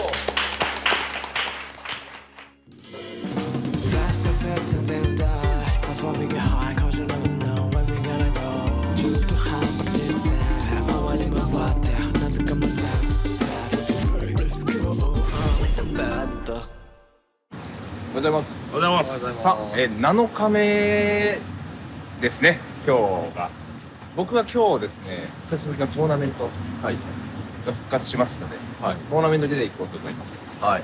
2人は今日もあれですね、5-10。そうですね。キャッシュゲームの5-10。はい。昨日まででだいぶ経ってますからね。はい。もう引き続き目標金額までもう少しぐらいってことですね。キュッとなんですよ。順調には見えてきちゃったよね、もう。まあ今日っすね。まあそうっすね。順調にいったらもうそのまんま今日この勢いって7日目にして目標金額達成しちゃうってことっすよね。そうだね。ただ今日から諸角さんはキャッシュからトーナメントに戻るんで、またエントリー今日おいくらのトーナメントに参加するんですか？400ドル。400ドル。ちょっと結構ありますよね。この間まで150だったんですけど400ドル。じゃあ僕はもうはい取ってくるんで。わかりました。これでモロが勝って決めたら気持ちいいよね。かっこいいよね。突破しちゃいましょう。はい。じゃあモロはトーナメント2人はキャッシュゲーム、今までのフォーメーションに戻ったって感じね。なるほどなるほど。絶好調の諸角、今回の参加費は400ドル、優勝賞金9440ドルのトーナメントで勝負。まずはインマネの13位を目指す諸角。しかし序盤ハンドが入らず、スタートスタック3万点を徐々に減らしていく。そしてテーブルについて1時間ほど経ち、諸角の手にクイーンズが。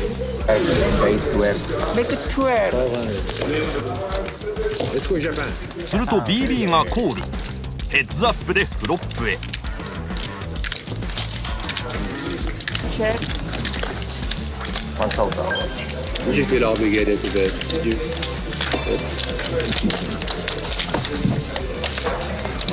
ターンはクラブのジャック。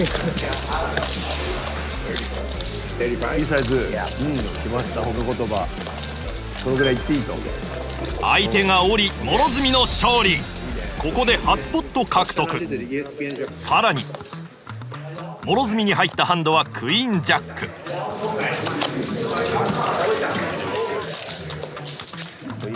相手のレイズに対して諸角はヘッズアップでフロップへ。諸角クイーンがヒットしワンペアに。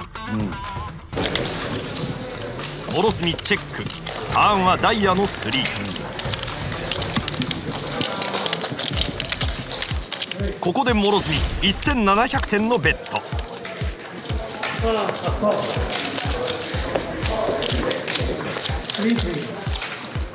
リバーはダイヤのデュースで諸角はクイーンのワンペア。すると相手はポット相当の6100点のベット。これはどうするべき？怖いなこれ。サングラスきた。どうだ。おお。相手はストレートで諸角の負け。ストレートやね。強すぎやん。いや続いて諸角のハンドはキングクイーンのオフスート。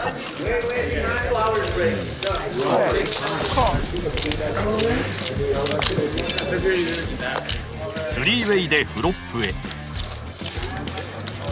諸角はキングのワンペア、さらにストレートドロー。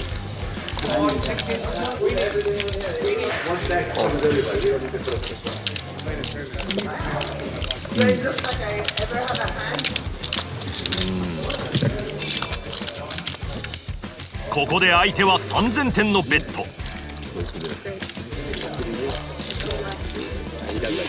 諸角はコールでリバーへ。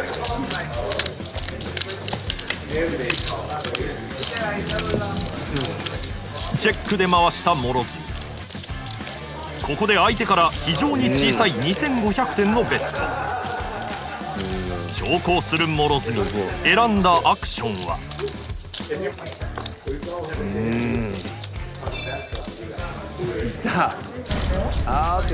相手は2ペアで諸角の負け。スタックも残りわずかに。苦しい。しかし諸角は今までの諸角ではない。ハンドはクイーン5のオフスート。諸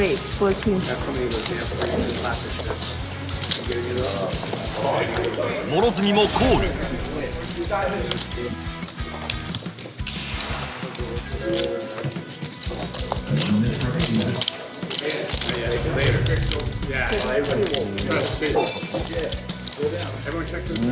スリーウェイでターンへ。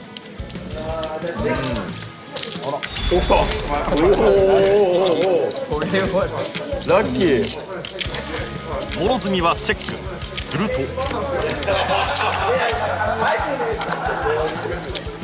これに諸角も即オールイン。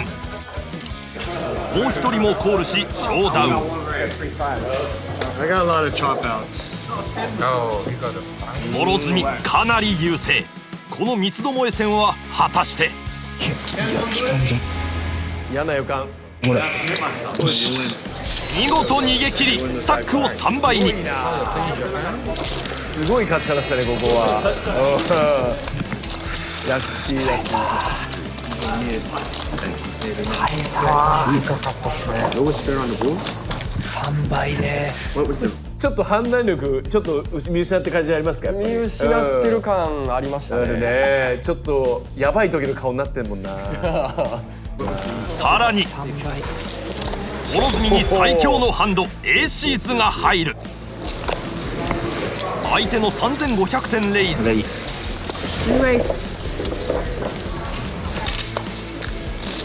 周りは次々とホールドし、隣のおじさんとの一騎打ち。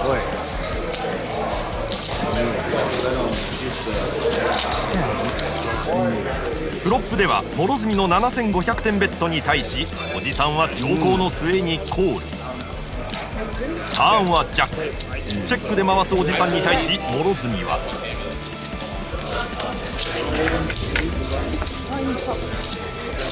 相手は即コールでハンドオープン。エース9スペード以外で諸角の勝利だが。はーし、オッケー。危ない。見事ダブルアップ。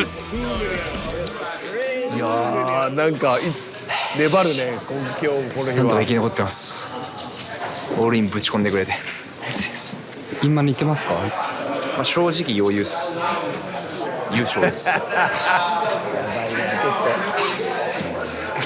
と調子に乗り始めた諸角に8ポケが入る。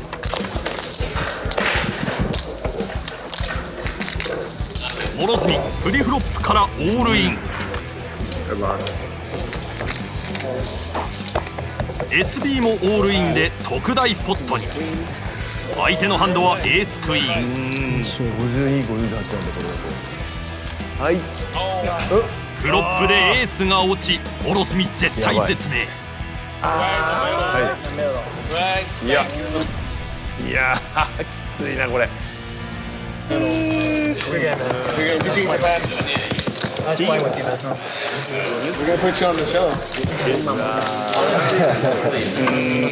チップリーダーに吸い込まれちゃいました最後。400ドル失った。戻ってきたね。5時間乗って本来のモロちゃんに戻ってきたねこうなだれるモロズミのもとにブロッコリーが合流。今出てますね。メイクですか？メイク中。飛んでないっすよね。まあまあまあ言った方がいいですよ。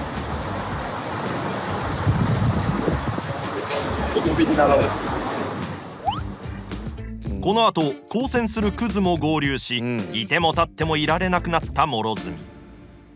ちょっとお二人に顔向けできないんで、こっちのトーナメントも行きたいと思います。250ドル払い別のトーナメントにエントリー。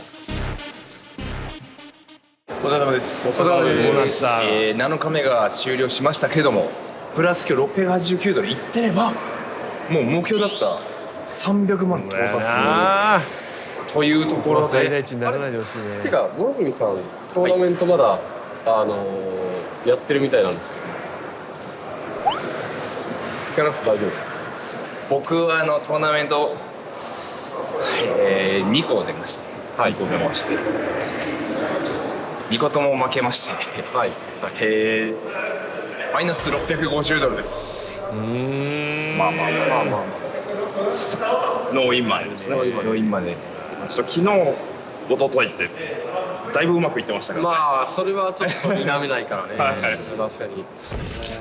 リエントリーしたモロズミは序盤から苦しい展開が続き、約5万5000点のオールイン。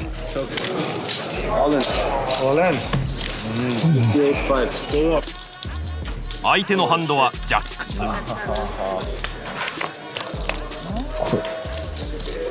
いや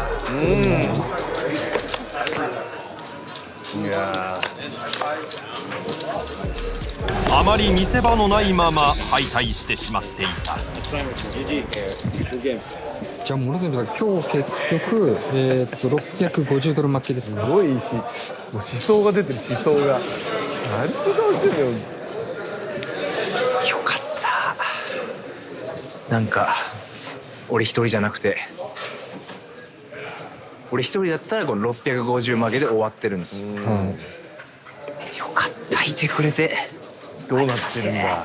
勝っててくれ。頼むだね。ここはもうこういう時の2人だから。なんで私が650マイナスしてしまったんで、すみませんマイナスがマイナスが開いていましたんで、目標までちょっと遠くなっちゃいましたけど。なるほどなるほど。なんでお二人にかなという。どうなの？ OK です。じゃあ僕から。トータル収支が1512ドル。ってことはもうこの時点で。さすが。硬い時点でクリアですね。素晴らしい。クリア。そうだね。もういったか。一旦クリアだ。言ってもいった。一旦クリアで。ブロッコリーさんが今こう。そうだね。どっちに行くかで。確かに。じゃあ私の収支発表します。はい。本当に申し訳ないですけど、3875ドル勝ちました。ちょっと待っていくらだった？嘘でしょ？はるかに超えたじゃんこれ。めちゃくちゃ勝ってる。めちゃ勝ちじゃん。3800。そして全体の収支がプラス25028。すごいな。いやアメリカに来て7日目で当初の目標金額の300万円勝ちを達成。めっちゃでかいですね。めっちゃでかっ。300万超えましたね。もうすごい。じゃあもう次の目標。今300万勝ったわけで。300万勝ってるんですけど、残る日程は半分となるとどうですかね。まあ500万ぐらい。もう200万いきますか。いや。じゃああと1万ドルぐらい勝てば500万。そうですね。今2万5000ドルぐらい勝ってる計算になるんで、そういうことですね。じゃあ500万目標でいきますか。行きましょう。3万5000ドルぐらい。滞在中にジャックポット引いて、トーナメントでトロフィー取って。確かに。伝説ですよ。伝説だね。もう完璧で作りましょう。ここまで来たら。トロフィー持って帰ります。はい。そして、500万乗っけるということで。渡部さん、一旦もう目標金額達成しましたので、ここからはもう行けるとこまで行きたいと思います。行きましょう。なるほど。行きましょう。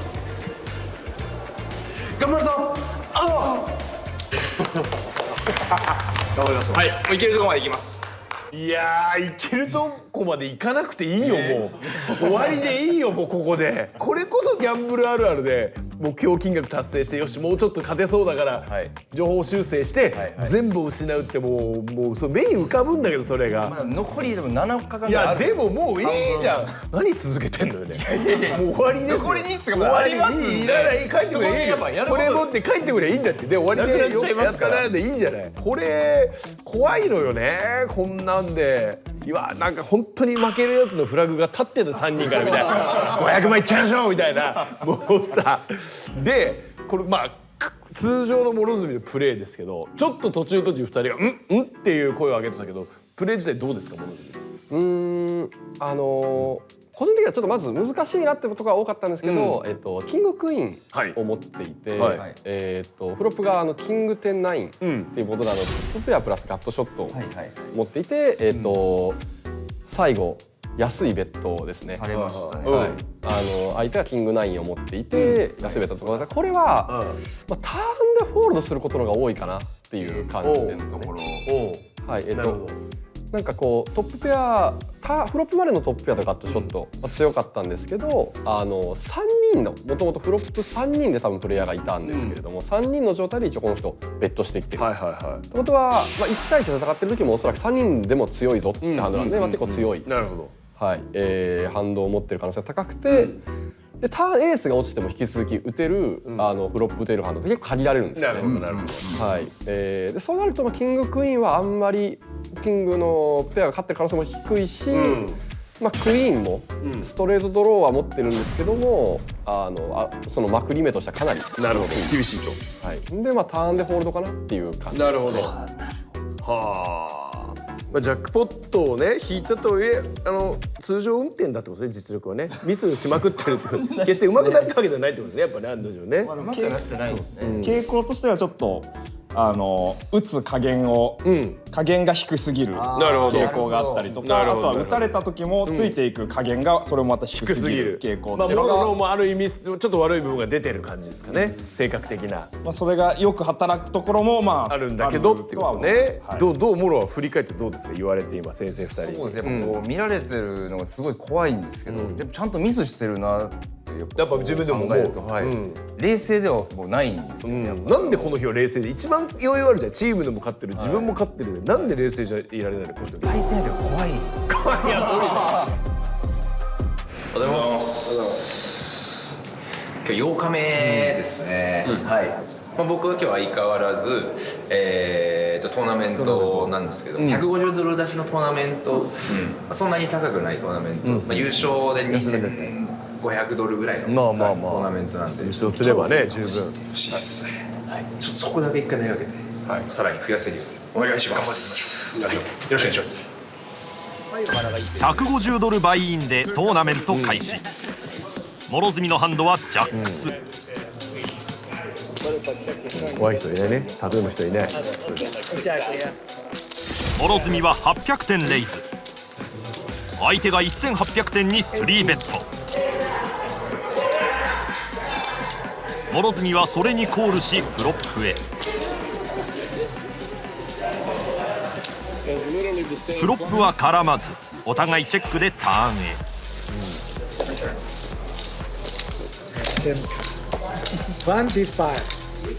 相手の2500点のベットに対し諸角7000点レイズ。すると相手は15000点の3ベット。諸角長考の末、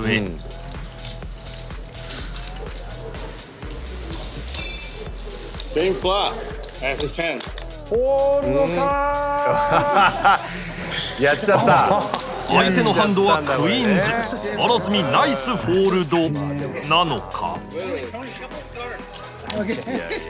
そこから徐々にスタックを減らした諸角。迎えた42ハンド目、入ったのは6ポケ。オイン。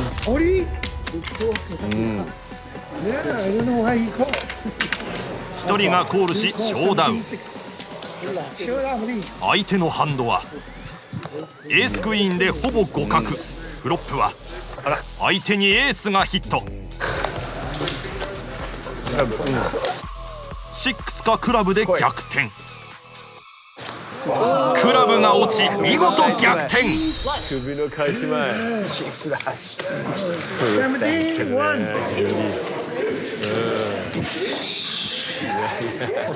ういうこと？どういうテンション？20BB です。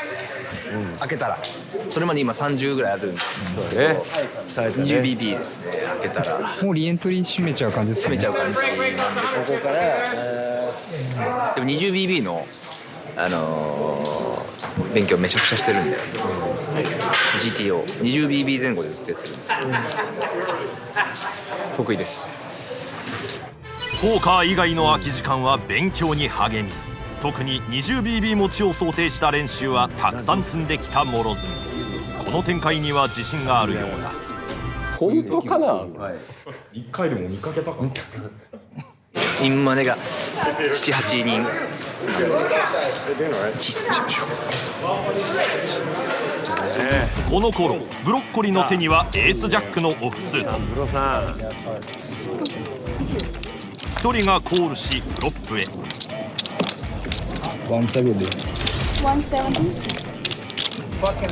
相手はコールでターンで落ちたのはスペードの3。ここも相手はコール。リバーでジャックが落ちブロッコリーは2ペアに。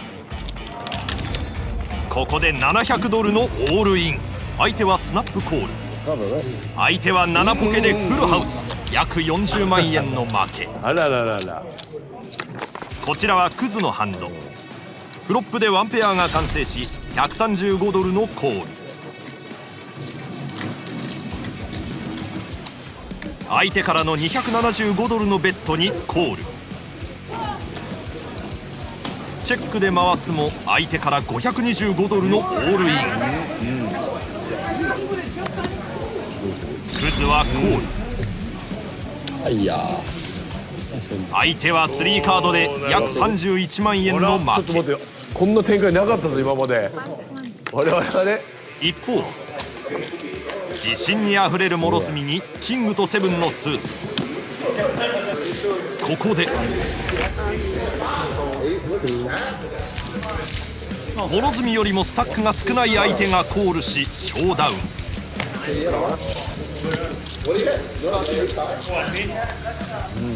キングかジャックを引ければ諸角の勝利。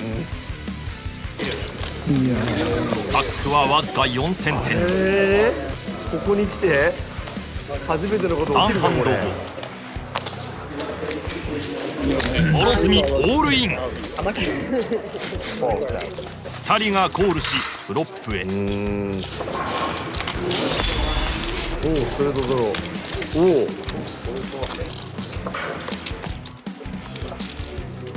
最後はエースでストレートは完成せず。諸角ここで敗退。うわ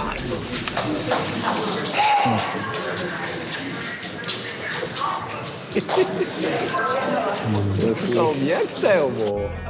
諸角2日連続でトーナメントで結果を残せず、今日の終始はプロの結果次第に。いやーちょっともう毎回おんぶに抱っこで頼みます本当に。お疲れ様です。お疲れ様です。さあ8日目の収支発表でいきましょうか。はい。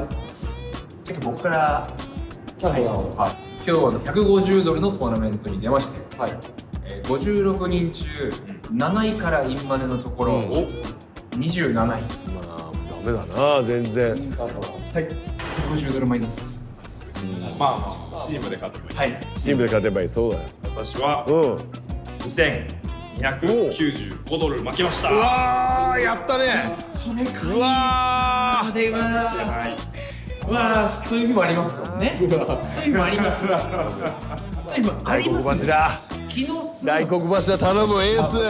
はい。全然。これは2000。おお。700。やめて。分かんない。やめて。はい。負けました。うわー、すごいじゃん。これ負けます。あらららら。あれ。この日が来たか。出ちゃいました。3人マイナス。出ちゃいました。中見たもんね、7日目までね。ということで今日のマイナスのトータル収支がマイナス5176ドル。そうやって聞くと大金ですよね。大金ですか。いや、まあもうめちゃめちゃ300万とかじゃなくて500万ですよね。もう500万にしちゃった。300万に戻すために16万一旦買とうとかじゃなくて。じゃないです。3めちゃったんで500で。500しか見えない。500で決めたとき、ここだけ見ましょう。手前の300見た。300はもう当然いきますから。当然。なんで僕もメイン。まずよし。はい。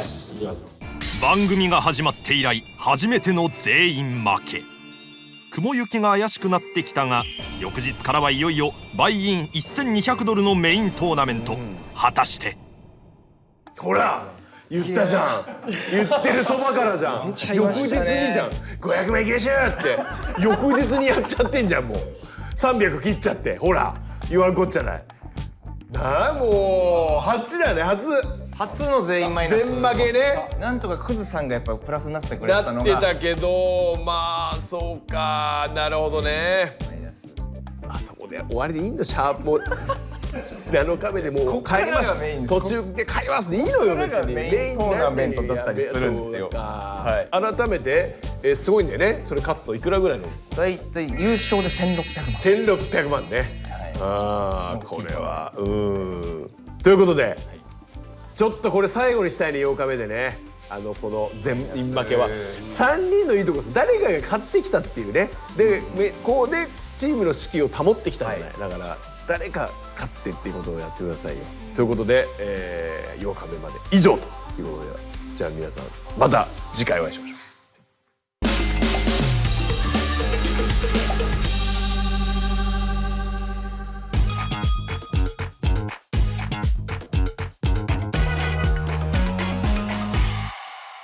おはようございます。おはようございます。本日もハンドレビューの方よろしくお願いします。お願いします。お願いします。昨日のハンドでですね、カットオフからジャックスが入りまして、800のオープンレイズ、SB がですね3ベッド、小さめの3ベッド1800を打ってきまして、これに対してコール。なるほど。はい。でフロップがですね、9にクイーンのレインボーのボード。はい、SB がまずチェックで待ってきました。で、一応クイーンが落ちてしまっているので、僕の方もチェックに回して、ターンがですね、ダイヤの10、で SB がですね3900に対して2500のベッドを打たれたのに対してですね、僕はここでですね相手の想定レンジの中で結構上の方もあったんです。ただ自分より下のところでもエースキング、エースジャック、エース10、エース9あたりも十分にあるんじゃないのかなって思って、そこに向けた、バリューレイズですかね、僕の中では。なるほどなるほど。バリューレイズを返したところ、さらに15000のさらにリレーズをされたという、さっき想定してた上の方のまだあるという状況だったので、ここで、フォールドしました。この、今回の質問なんですけども、この、僕が想定したこのエースキング、エースジャック、エース10、エース9に向けた、このレイズ良かったという、これどうでしょうか。このもう少しこれ上を想定してコールに止めた方が良かったのか。なるほど。これどうですか。点数ですか。点数のスコア。これは20点ぐらい。やべえ。いやー20点ぐらい。そっか。ちょっとこれはちょっとズバズバダメ出ししていかないといけないなっていう感じなんですけど、プリフロップまではいいと思います。プリフロップ、今一応4ベッドを選択する可能性はあるかなとは思うんですけど。4ベッドまである。まあ、3ベッドにコールをしてでフロップのチェックは全然いいと思うんですよね、こことかで今。ただやっぱレイズ、はい、これがもう減点100ぐらい。減点100。なんでそんなことしちゃったんですか諸見さんっていう感じなんですけど、さっきそのバリューレイズみたいなもんっておっしゃったんですけど、バリューレイズにはそのさっきの説明だとならないかなと思います。まあ、強い自分よりも弱いハンドがたくさん凍ってくれるような状況だとまあ一応話としてはバリューレイズみたいな、レイズして下ろしたいハンドがこんなところあるってたくさんあるからこれを下ろせるんだったらレイズしたいブラフレイズ。さっきで言うとブラフレイズの方にそうですねよるですよね。多分自分より上のハンドが多分まだ上の方が多いぐらい。そうですね、ジャックスよりも強いハンドがなかなか降りないと思うんですよね。そのエースクイーンとか、キングクイーンとかってなかなかまあ降りないと思うんで、ジャックスよりも強いハンドはレイズしても降りないけど自分よりも弱いハンド、エース10とか、の10ヒットだったりとかは降りちゃう、じゃあコールした方がたくさん相手のレイズ勝ってるとこもあるし、まあ、ストレート引ける可能性もあるんで、リバーでですかね。今回だと、まあ、レイズしちゃったことによってしかも相手にまたレイズをする機会も与えてしまいました、与えちゃったんで、まあオープンエンドしかも勝ってる可能性もあったところを降りることになっちゃった。そうっすね。だし降りなくてもいいぐらい、ジャックスはちょっと安いですね、相手のレイズサイズも。確かに降りなくてもいいし、まあそもそも反省すべきはレイズしたところ、そのレイズに対して抵抗してくる相手のレンジっていうのは強いものだけが残って、こっちがターゲットにしたい相手の自分より劣った反応っていうのは全部降りちゃうっていう、だからこうバリューレイズにはとしては成立しないよねっていうぐらいの強さだよっていう話ですね、ジャックスが。もっと強ければいいです。例えばテンズ持ってるとかだったら、10の3カードなんで、相手のキングクイーンとかエースクイーンとか、すごい強いところってのもよりも勝ってるわけなんですけど、レイズしたらコール相手してくれる。してくれるっすね。なんでそれはバリューになるんですけど、今回のジャックスだとその中途半端なんですよね、強さが。めっちゃ強くはないし、ブラフにするのにはちょっと強すぎるようなところをブラフレイズにして、でまあレイズ自体もがまあ本来まずいんですけど、さらに相手からレイズが来るっていう最悪の展開になって、でそれも降りちゃったっていう状況なんで、まあ、結構ダメっすね。不安な滑り出しとなりました。酷評だったクズから諸角は自身のアクションが正しかったかどうかを自分で調べてからハンドレビューに参加するようにと指示を受けたのだった。いや80点でもいいと思ってますんで出していきたいと思います。よろしくお願いします。